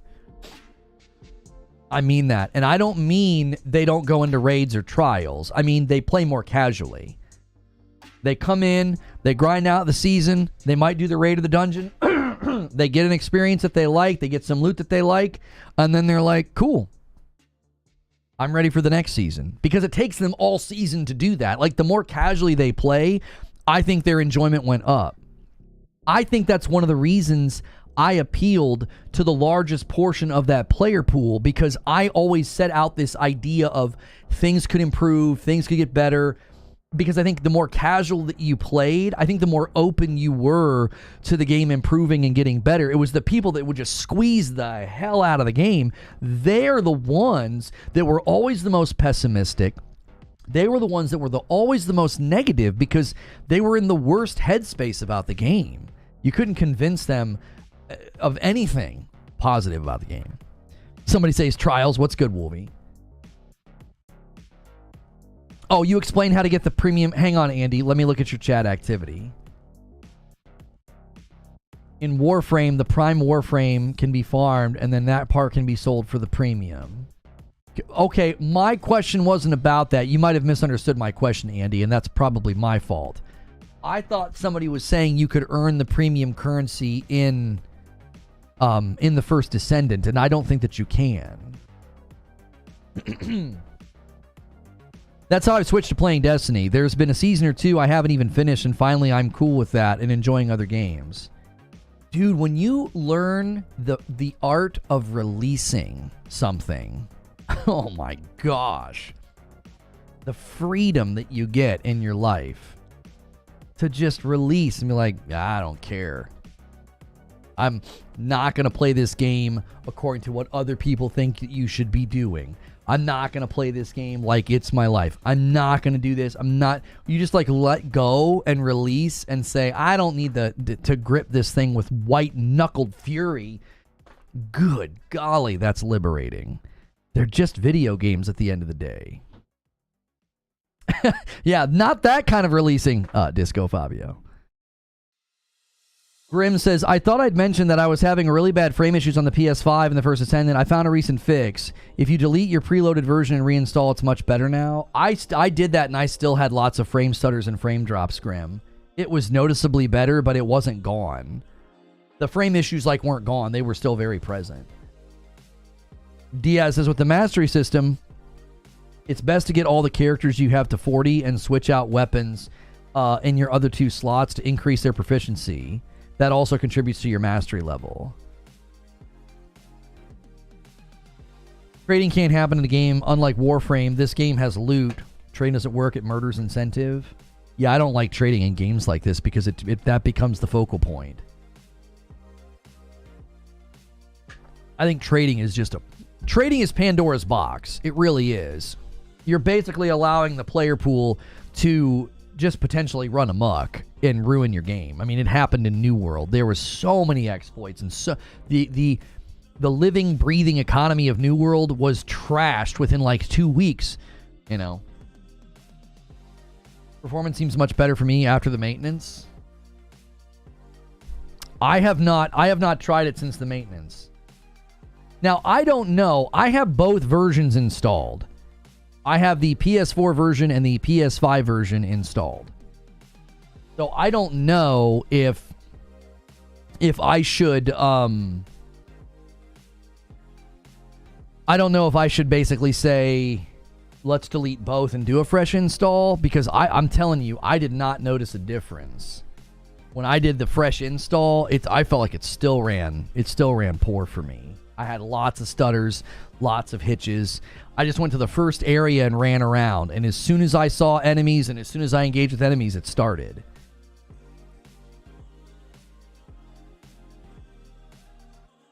Oh, the devs said that they were looking into player trading. Oh, like you grind the player and then you can sell it in a marketplace or something? Harry says, I missed the New World release so bad. Despite the endless list of issues, those couple of weeks of the entire gaming world waking up and grinding. You know what was nice about that, Harry? And this is what I think New World could capitalize on console especially. New World was just such a pleasant place to be in. It was just very pleasant. It was it just felt good to be in the world, to listen to the sounds and to the sunlight and the trees being chopped down. And there was a lot about New World that I think was really, really enjoyable just to be in the game. And I think part of the problem with the game was honestly all those other things that happened. It was you would get into the meat and potatoes of the game, and it's all those other things started happening with PvP and the map takeover, and I feel like a lot of people just started to feel like the game wasn't really pleasant anymore. I think the PvP worked against the pleasantness of the game. If you were there at launch...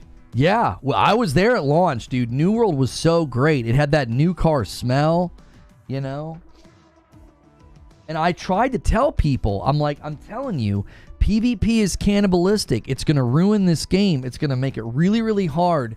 It's going to make it really, really hard for anybody to enjoy it.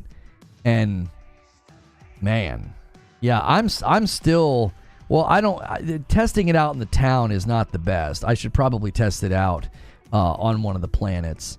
They're giving maintenance compensation, gold gain up 30%, Kuiper shard gain, XP gain, and weapon proficiency gain. So, I literally would just go to Kingsington, and I would go to the Grand Square Outpost. And this is where I tested the performance of the game. And it always took me about 5 seconds to get issues. Like, I was getting issues very quickly in here all of the time. All right. Haven't had a frame drop yet. Usually I would come over here and I would see some enemies. Yeah, I'm already getting stutters. I'm already getting sluggish movement. Yep. Yeah. I'm telling you, it's UE5. There's just something they're going to have to figure out. I don't get smooth performance, and it's way more noticeable. It's so much more noticeable when you go from this to the PS4 version. It's super, super noticeable. Because when I play on the PS4 version, that never happens. It's just smooth the whole time. It's smooth the whole time. Like, you might get a little lag hitch every now and again, or like there's like, you know, a big sound happens and the game kind of hitches. A periodic hitch is not a problem. It's just like blah, blah, blah, blah, blah. It's like stuttering and blurry, and I don't know. The game didn't have a patch, so it's all the same. Well, everybody keeps claiming that if you reinstall the game, it gets so much better, and I'm like, no. Play for an hour, install the PS4 version, right? Install the PS4 version and play for an hour on your PS5, and then go play the PS5 version, and you'll be like, oh, I see what he's talking about. Performance. Let me make sure it saved all my settings. It's been resetting my settings. The only stutters I'm getting are with your live stream. I mean, I know you're memeing, but there's no way for you to know that. I was seeing a lot of stutters. I'll show you the PS4 version here in a second. I'll show you. It's marked difference. Are you going to check out the console release of New World? Looking forward to hearing Leaf Blow again. You know what? I actually am looking forward to that, Noberto, because I actually think New World could be an amazing game on console. I always said that. It's a casual man's MMO. It's an MMO for a mid lane player. It's an MMO for somebody that doesn't want to have to play 16 hours a day and no life the game. I don't know what's the issue with UE5. I mean, look at Lords of the Fallen. It runs like dog water. Yeah. Apparently, The Remnant 2 took about 3 months, and it got into a better place. So these games can certainly get into better places, but PS4 doesn't have any of the DualSense features, like in the triggers and haptics. Well, I don't care about that. If I get consistent performance, I'm willing to sacrifice a pretty good amount of things to get consistent performance. I am. If you give me consistent performance, I'm like, okay, that's fine. I'll sacrifice certain things. All right, here we go. So this is the PS4 version. Like, it instantly, I can see it. I'm like, yep. It's just like so much smoother. Every turn, you know, nothing's vibrating. My character lagged a little bit there. Yeah, there's definitely some lag in the game. Like, I'm stutter stepping some of the times, but that's not frame rate. That's the game lagging. Not a single stutter. I'm telling you, if you play this version for any length of time, and then you go play the PS5 version, you're going to see it. You're going to notice it. I think we got a little bit of a hitch there because of the Elden Ring update. That was not, I don't think that was the game. The Elden Ring update popped up in the corner. I feel like I can do everything in the game better when it runs like this. I can use the grappling hook more consistently. Oh yeah, we're definitely dealing with some lag. I just rewound. I might not be in a great region because it whatever this instance is lagging.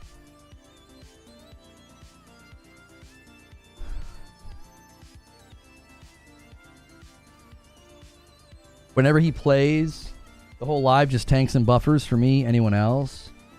That's just you. I streamed a bunch of gameplay the other day and not a single complaint about that. And when we get lag and buffer, people complain.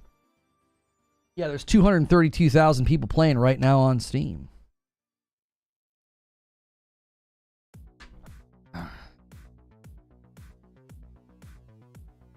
Elden Ring update. Yeah, they pushed out a patch. They nerfed a couple of things and got rid of some bugs.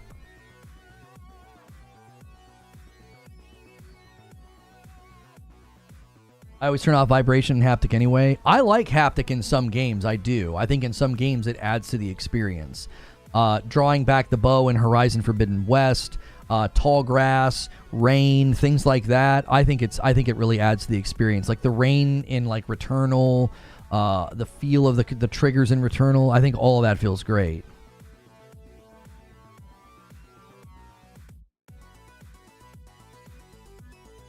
I wonder what their overall peak numbers are on all platforms. Yeah, this is on old gen, so you got to wonder. You got to wonder how many people, you know, on PS4 are playing it. No, the stream is lagging. The stream is not lagging. I have 424 people watching. I've been streaming for a decade. If the stream is lagging or buffering, tons of people complain. There's no lag. The bit rate's rock solid. I haven't switched ingest servers. There's nothing wrong with the stream. It's either your connection or maybe your app needs updated. Maybe you need to change quality settings. We're running normal latency, 7500 bit rate. There's no issues with the stream. Anytime there's an issue with the stream, everybody starts complaining because it affects everybody. It's like they're like, oh, that was a blip or that was a weird stutter. You know, you won't stream to hundreds of people and get like one person complaining.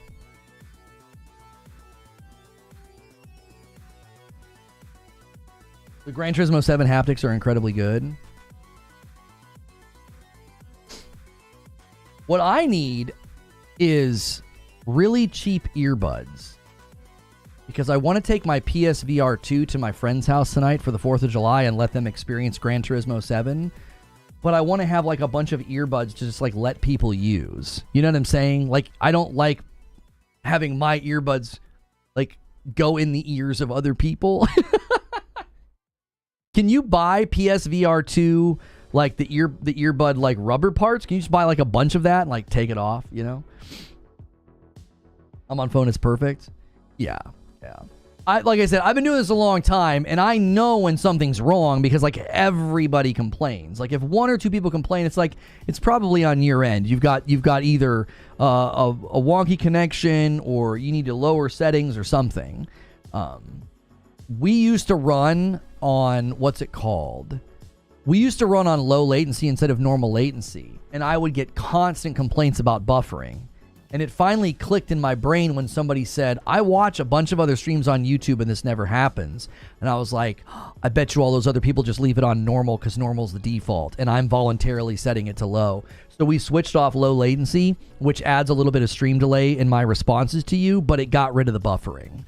So I go the extra mile. I'll change settings, I'll tweak things, I'll test things to ensure that the viewer has a good experience. I never want you having to deal with any of that stuff.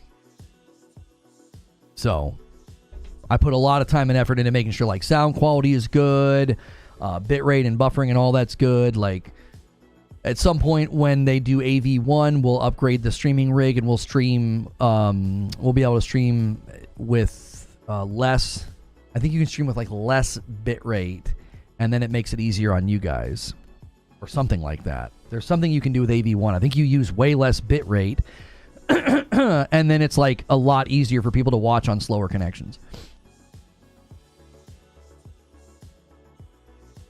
No, that's gross. I feel you on that. Yeah. I wonder if they sell really cheap earbuds at Target. Like, I need to make a run to Target today. I wonder if I could just buy, like, you know what I'm saying? Like 4 or 5 packs at Target and just be like, here, if anybody wants to play, just open up a fresh pack of earbuds. Because most people don't have earbuds. They usually have like over-the-ear headphones, which would not work. It looks like they've the cheapest they have. They've got some for like $5 at Target. Yeah, I may just grab some while I'm there. Yo, Water Marlin with 27 months. My viewing experience would be so much better if you gave me $1 million. Just saying. Well, I mean, you're the first to ask, so I guess I've got to. You get it. I was gonna do that for anybody that. That's pretty appreciated, Lono. Thanks for the quality of the show, the amazing from technical to topic to audience engagement and general positivity. I appreciate that, Nitro. Quality of Lono show is top tier. 99% of these YouTube podcasts are straight trash in comparison. I appreciate the compliment. You know, I think we do very well here. You guys are very, very consistent and loyal, and we hit above our weight class. And I think it's awesome to see.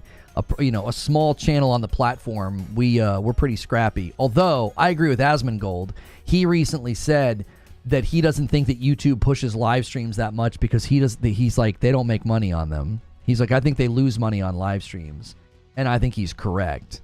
That's a general problem with live streaming. I hope that YouTube can figure out ways to lower cost on live streams so they become more profitable, because then they'll push them more. So there is the possibility that with AV1 and lower bit rate and maybe less taxing on the servers, I would love them to get to a place where it's more profitable for live streams. That's why they're constantly pressuring us to run ads during live streams. Yo, Babylon Bike with 23 months in a VIP. Here's another month. Cheers. Thank you so much. Way back when I got clipped out of context and I was telling people, it's like YouTube is, you schedule a stream and they're like, hey, we'll run ads for you. No, thank you. And they're like, hey, are you sure? We'll run ads for you. And you're like, yes, I'm sure. I don't want you to run ads for me. So they're really, really pressuring us to run ads during live streams. And I never do it. That's why I'm like, I'm looking at YouTube saying, okay, number one, figure out where to put ads. I think they should put them in the chat. They were experimenting with that so it doesn't disrupt the stream. Like, I should be able to run an ad and it just pops up in the chat and then you guys see the ad. That would make the advertiser, I think, happy, because then I just get to keep talking. I think that would make more streamers run ads. But I also think they need to make it easier to have member incentives and member perks so that people are more incentivized and foster a culture of like, hey, I'm going to become a member and support this stream directly so that streams become more profitable. I don't think streams are very profitable because I don't think the monetization set up very strong on YouTube. So it's going to happen. All Show and more are doing it. Yeah, I hope not. Like, they just start doing it and we don't get a choice. They just run ads. Lono doesn't run ads on live streams unlike others.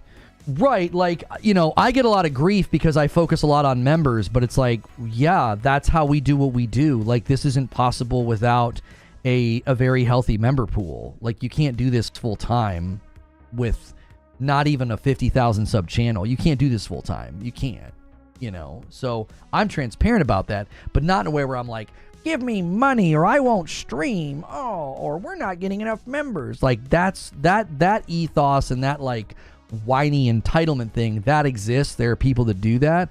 I'm just honest with people. I'm like, listen, man, y'all make this reality. It's you're a part of this as much as I am. That's why I tell people, I'm like, this is your show as much as it's mine. You show up, you talk, you debate, you direct the conversation to a certain degree. Obviously, sometimes I shut down certain conversations because I'm like, yeah, that's not really the topic today. But yeah. I agree with Asmon, though. I think it's just too expensive, and that's why YouTube doesn't give it a lot of priority. They were supposed to give it a bunch of priority back when they signed all those big streamers, and they kept stressing YouTube Gaming, and then nothing happened with it. Like, nothing happened with it. I think it's because they probably realized they spent an awful lot of money to get an awful lot of big streamers, and they're like, we're not making any money on this. So it's unfortunate that that's the reality, but it's currently where the live streaming world lives. It's kind of between a rock and a hard spot, You don't make a lot of money on a live stream. So Twitch has over-monetized live streams. Like, every time you're over there, there's a ridiculous amount of ads. There's 85 different ways to spend money. There's hype trains. There's bit trains. There's this trains. There's that. And it's absurd. And that's because they don't make money on the big streams. So I've heard you tell enough people it wasn't their stream in the past. Oh, those are the worst days. When I would, like, run a raid and I'm like, can y'all just do the thing? Can you just do it the way I want it done? We always had to get into some debate about, well, I'd like to stand here. Well, I'd like to do that. Can we just do it my way? It was always so frustrating. It's like, It's faster to just do it the way that the streamer wants to do it, you know? I do the same. I turn on so many videos off because of the ads. Yeah. If you're running a talk show and not doing gameplay, you could run ads once an hour. No, Mediocre Milton, it murders viewership. Yeah, it murders viewership. So what happens is right now we have 425 people here. And if I run an ad, we would drop to about 375 instantly. Like that, boom, 50 people gone. And maybe 20 or 25 of them come back. So what happens is YouTube internally doesn't know how to interpret that any other way than negative. Oh, a bunch of people left all of a sudden. You know, if I get up to take a break, it's similar. You'll lose a chunk of people. So the YouTube measurement system is all automatic. It's just a computer, and it's like meet more. Oh, lost viewership, bad. And you're like, well, I ran an ad. You want me to run ads? So that's why I don't do it. It's disruptive to the show. It hurts viewership. And then YouTube looks at the stream and says, yep, bad content. People left. And it's like, no. That's not what happened. I did the thing that you wanted me to do. So it's not like YouTube's measurement system gives you a reprieve. And they're like, oh, that's okay, you ran an ad. It doesn't do that. All it knows is you lost a chunk of people, and it interprets that as negative. Have you thought about doing live ad reads like radio or podcast? That's really hard to negotiate, Kirk, because you have to find companies that want you to do it that way. Into the AM has been great. They're totally cool with the integration happening in the live, and then I just send them a clip of it later, and I say, here, I did it. And they're like, hey, thanks. And so they send me shirts, and then I get paid for that read. That read and that integration. I wish more companies would see that that's like quite literally the best way to do it, because I'm super generous. I wear the shirt every day, and I talk about it every day if I get asked about the shirt, and I'm not being paid to do that. But it's just like, I'm in a good relationship with you. I'm going to treat you really, really well. I'm not going to be like stubborn and be like, no, I'm only going to wear the shirts on the day that we do the integration. It's like, no. You know, if I show you that I'm just regularly throwing people at your site, you're more likely, I would think, to come back and do an ad read with me. Now, obviously, a company could take advantage of that and be like, well, don't pay him anymore. He's just wearing the shirts all the time, right? It's kind of like a goodwill gesture that's been rewarded with consistent engagement from them. Because to me, I think that's the best relationship, right?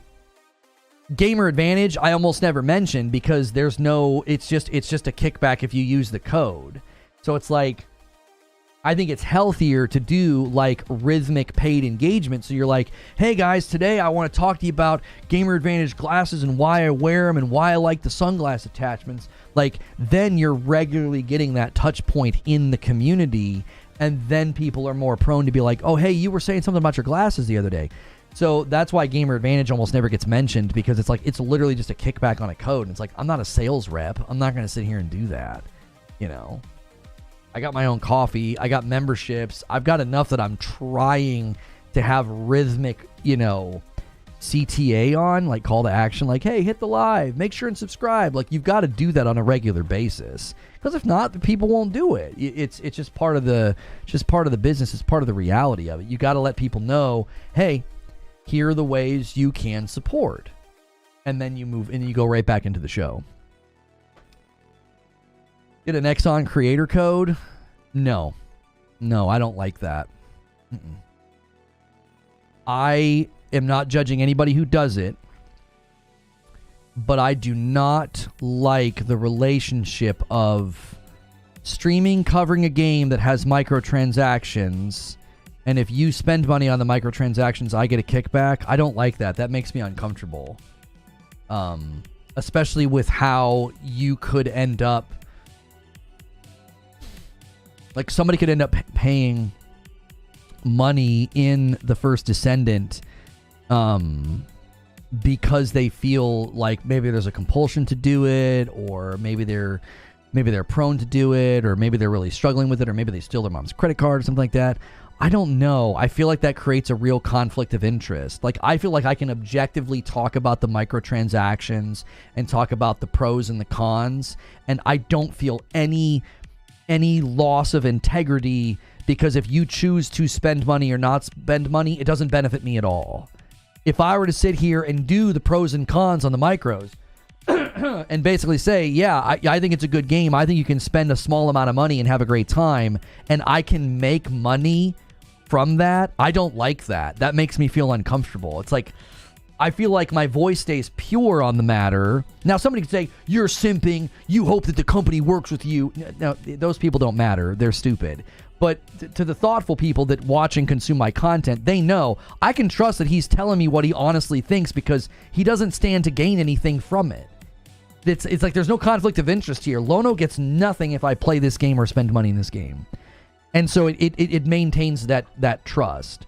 I don't care about the people who hate watch and clip and call me a grifter. I don't care about those people. Those people are stupid. Like, I care about thoughtful, intellectual, intelligent people who want to have a conversation and act like adults. That's who I appeal to. I don't appeal to lowlifes and haters. So, like, I don't care about them. They're not judging a real person. They're shadowboxing. The actual people that consume my content and support me and trust me, I think that I get to kind of stay pure. Now, I think the V-Buck thing in Fortnite's different because it's just skins. It's not...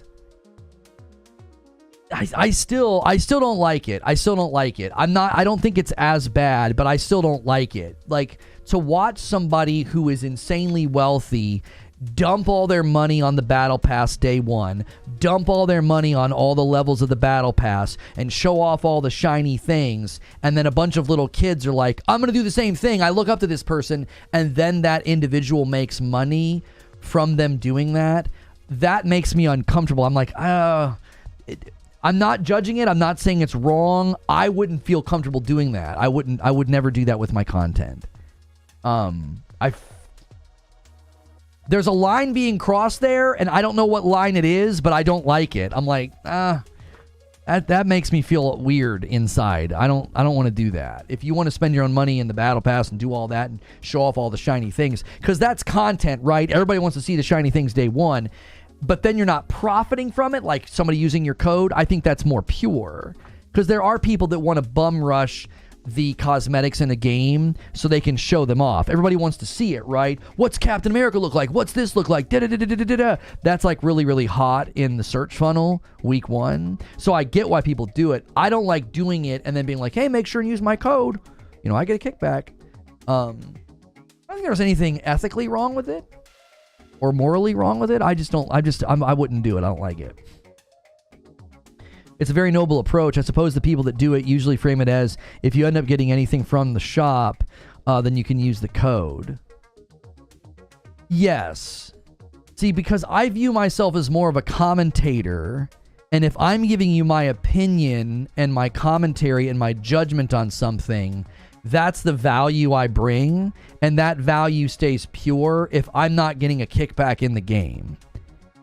A lot of the guys that do that, they're not a commentator, they're a player. They're just playing the game. So I feel like it's different. I feel like they're basically like, hey, I'm just here showing off the game. I love the game. You love the game. Let's play the game. And if you buy stuff from the store, use my code. I do think that that's different. I feel like for me personally, it's like, I want to be able to break a game systems down and have somebody say, he's being objective. He doesn't gain anything if I spend money in this game. That's why I don't do Raid Shadow Legends. You know, I back in the day when I was, you know, significantly larger and on Twitch, I turned down stupid contracts for Raid Shadow Legends. Like, the money was dumb. And I was like, no, not doing it. I'm surprised at some of the people that do. There were people that I really looked up to that would do Raid Shadow Legends. And I was like, really? Like, I don't judge them. I was just always kind of surprised. About getting a deal with an online casino and streaming slots on a partnered account that definitely has normal odds. I think there should be investigations in that. Yeah. I think that's fraud. When those guys were doing that in CSGO and some of the casino streams and stuff, yeah, I think that should be investigated. I think there's massive, massive problems with that. there were guys doing that in CSGO, and it's like, you don't even need the money. What are you doing? And they're like pulling insane drops, motivating their audience to go spend money and basically gamble. And it's like, you were clearly being fed a winning ticket. You were clearly being fed winning odds that aren't normal. That's gross. Like, call that what it is. That's gross. You're like, oh my gosh, I can't believe I pulled a gold thingamajig. Of course you did. You're being paid to do it. They gave you, they're putting you in a seed of a higher win rate. So then your audience watching thinks, oh my gosh, I could win too. That's gross, man. It's like you're giving people a false sense of a chance to win something, and you don't even need the money. It's not like you're like hard up for cash and trying to feed your family, and you're like, well, got to kind of compromise on my morals here. Man, I got to feed my family. It's like you're insanely wealthy. What are you doing?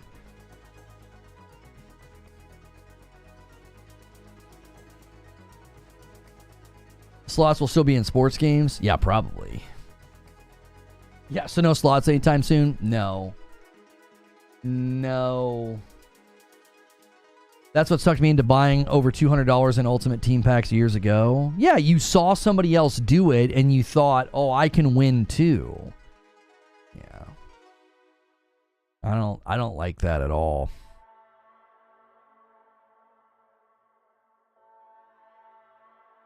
Always stay grinding. We were streaming on Kick for a while, and that was one of the reasons I'm really torn on, if we should have a presence over there, if we should stream there. It's like, I know there's a lot of people that would watch over there and support, but like, I don't like what they're doing. I don't like the platform's owners and how, the stake and all the stuff that they do. It's like, paying really big influential people to gamble on a stream. I don't like that.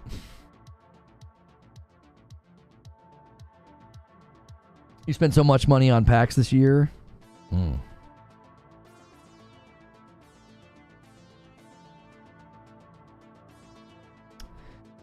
Along with every other sports game. Going back to the original discussion, that's one of the reasons I get kind of pedantic about the pay to win terminology. I'm like, dude, I was like, there's so many just absolutely terrible practices out there.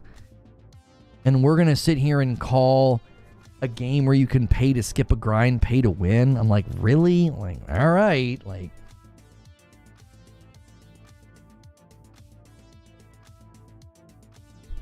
Kick as an F1 team blows my mind how they can afford that. Dude, their money, the amount of money they've got, it's just insane what they could spend. It's just absolutely insane. I spend a ridiculous amount on trading cards. Everyone has their thing, I guess. I won't even let my kids buy RNG toys. Anytime my wife has let them buy that, they always say, they're like, oh, Papa's going to be mad. Because I tell them, I'm like, you should never buy that. I get so preachy. I'm like in the aisle at Target. I'm like, no. I'm like, that's junk. We do not buy that. You do not buy something and you don't know what you're getting. Absolutely not. Like it'll be like, you could get Spider-Man, you could get the Hulk, or you could get your 10th Star-Lord. It's like, no. I do not let them buy those toys. I hate that.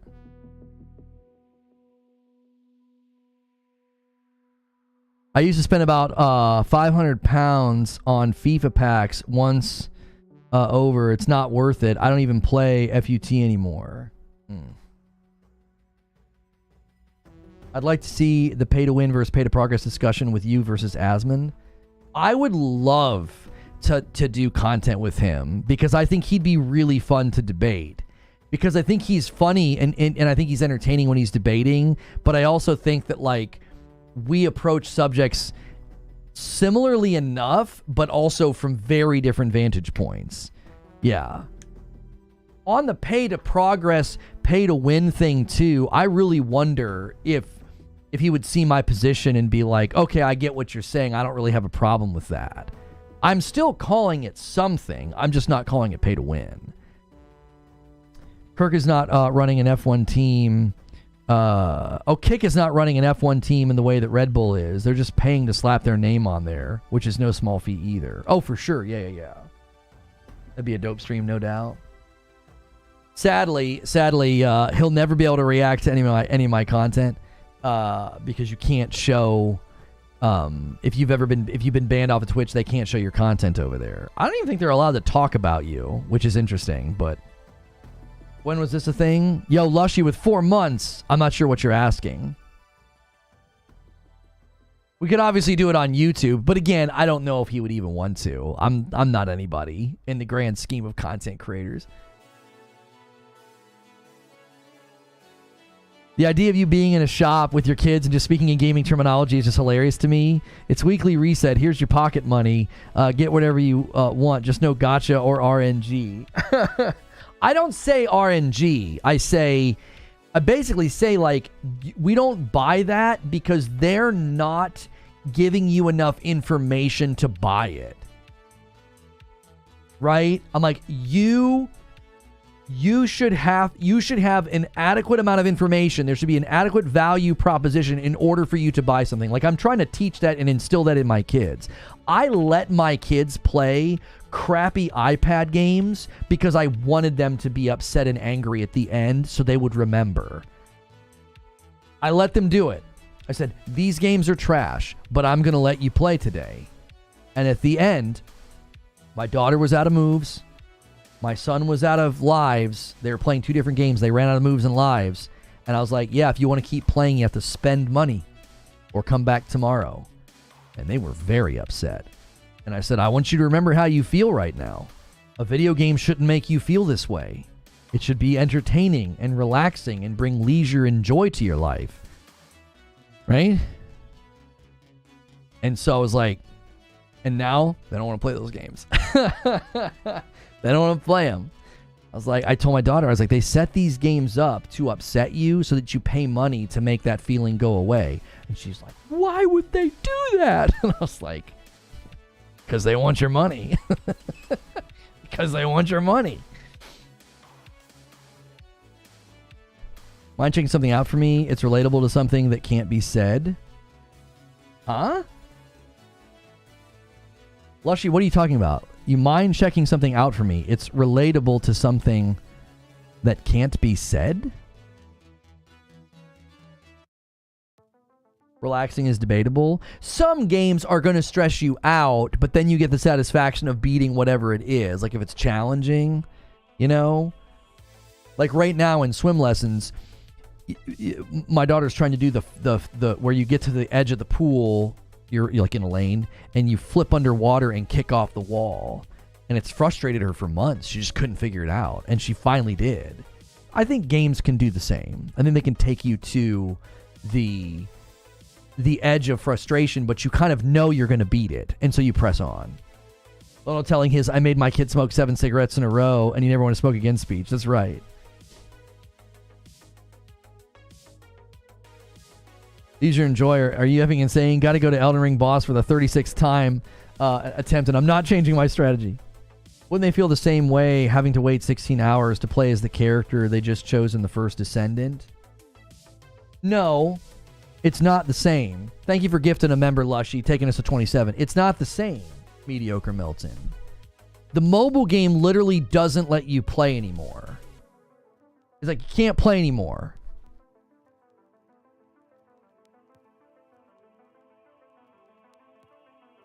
Like, that's not the same as saying, hey, you just earned this thing. You gotta come back tomorrow and play with it. I don't think those are the same at all. Like, buying something and waiting to get it, I don't think that's out of step with just like real life lessons of like, if you buy something on Amazon or if you order something, it's going to come tomorrow. I don't think that's the same as like, you can no longer play unless you give us money. You're out of lives. Those are not analogous. That's a false equivalency in my mind. It's not like she was playing a mobile game and earned something that would then show up the next day and it like try to get her to spend money to shortcut it. Like, that's what First Descendant's doing. It's like, if you're patient and you did all that grind, just freaking wait. Just come play tomorrow. What in the world? Especially if you're playing the game every day. But like, if the First Descendant was like, you're out of lives, you can't play, you got to spend money to play, I would call that what it is. I'm like, that's that mobile game trash. I'm not doing that. You can just keep playing. You can just keep playing with that character. You can work on something else. You could start grinding something else. Like, you could start pursuing something else. You could, because there's all those characters and all those currencies. You could just move on to the next thing. Cool, got that done. I'll have that character tomorrow. All right, let me move on to the next thing. It's not even remotely relatable. And a 5 bomb from Lushy takes us to 32. Lushy, did you say what you were trying to communicate to me? Let me see here. No, I want to do chat activity.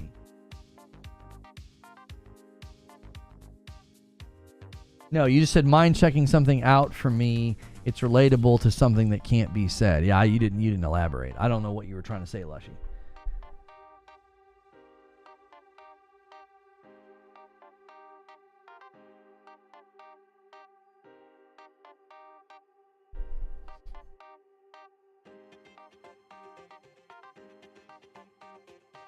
One sec, I have a link.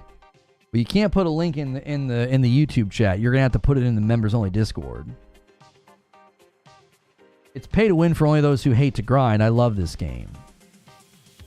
Yeah, if you enjoy grinding, if you can click on this, you can't put links in the YouTube chat. You're gonna have to go to the members only Discord.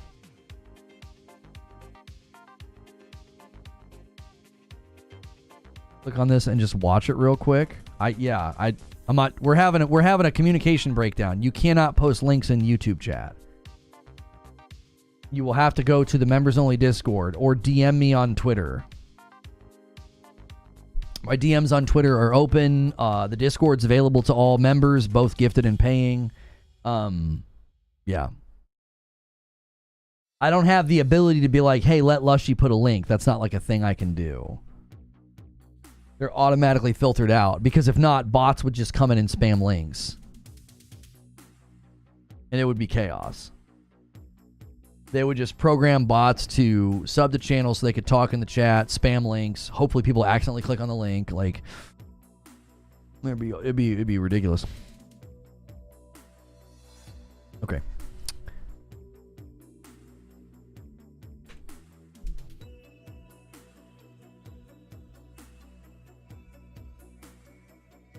I am, if you guys want to quickly scramble, you could try to put a dent into this, and we'll do whatever you guys want on a Friday night, right? If you hit the incentive and you're like, I don't want to watch you play Liza P, it's not fun to watch you get salty, that's fine. I thought you guys enjoyed me going back through the pain. The first time we did the Liza P thing, and then what was the other one we did? We did Liza P. We do a rage game is basically what we're doing. Maybe Cuphead instead. Anyways. You guys could scramble before we go to Writer's Room and bring some people with us, if you would like. Try to hit 50. I'll have to get 5 more. I'm going to schedule Writer's Room. You guys have about 5 minutes, and then we're going to go over to Writer's Room. I'm going to reuse the settings here. You never played Elden Ring? Wait, which channel? I'm not sure what you mean by which channel. I feel like we've been pretty clear of how you can get into contact with me. There's the Discord and there's Twitter. If you can't interact with Discord or Twitter, I don't know how to help you. Those are 2, I think, pretty accessible options to get into contact with me. You can't message me on YouTube. That's not a thing. So either go to Twitter, Reforge Gaming on Twitter, or go into our Discord, and those are all links below. So that's all available to you. I can't make it any easier than that. That's how you can get into contact with me.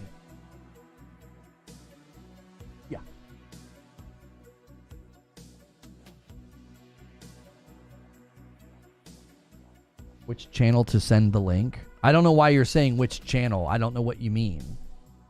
Oh, on Discord. Oh, which channel in Discord? Oh, live stream chat or members chat. Any one of those will work. That's fine. And a 5 bomb from Alex. A 5 bomb from Alex takes us to 37. I didn't know you were talking about Discord. I thought you were talking about channel on YouTube. I'm like, what are you talking about? I'm typing slow, don't blame me. Did you like Elden Ring's DLC? Yes, I have gotten past Mesmer and the avatar of the Shatter Tree. And I'm like up in some place. I'm taking a break from it though, because I'm gonna be out of town next week. I've been playing First Descendant. So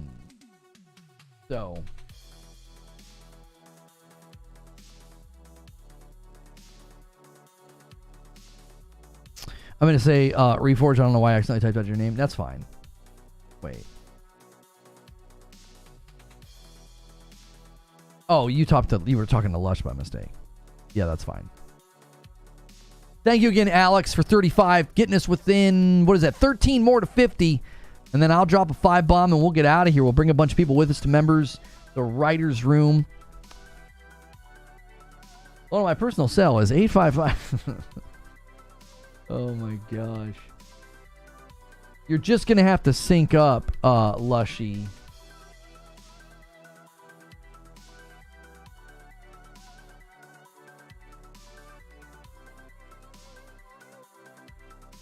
Yeah, you're going to have to sync up with your,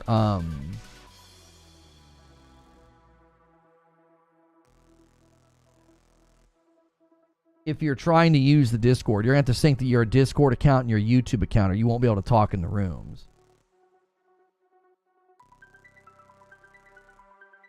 Not giving out his email?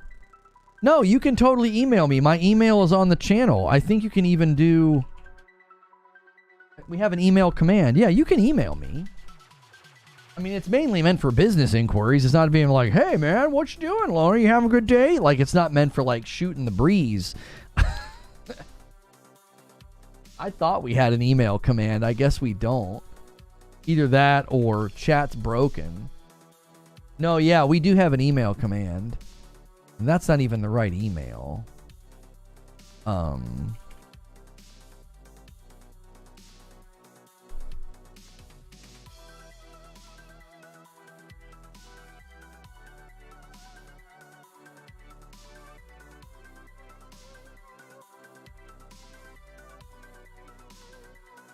If it's weird, you're banned. The tribe has spoken.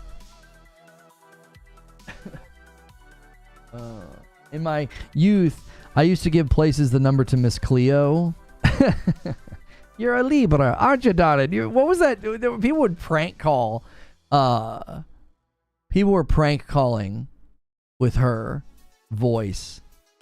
It was like, she'd be like, ha ha ha, you're a Libra, aren't you, darling? And people were like, no. Those prank call soundboards, that was like peak internet comedy before we are, now we're in like Memeville, Yeah, I don't know why the email command didn't work. We'll try it again. Nightbot seems to be sleeping. Yeah, there it is. Yeah, Lono at Reforge Media. Okay, you linked? You linked it? Okay, I'll go in here to server settings, because sometimes integrations, YouTube, and I'll sync it manually, and it should go up by 1 member. It was synced 2 minutes ago, so it might have just missed you. It auto syncs every so often. All right, it's syncing and not going quickly, so you should suddenly have roles and be able to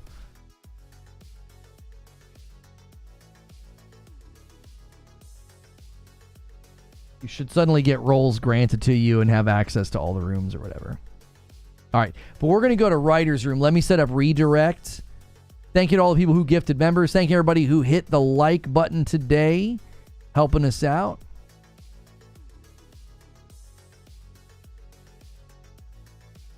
There we go.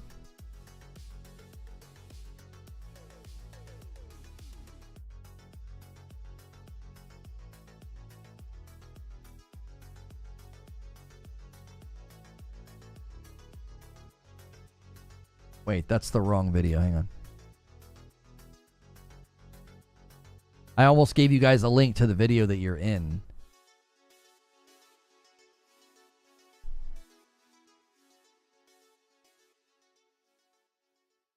All right, the link to Writer's Room is everywhere. It's in the Discord. It's in the live chat.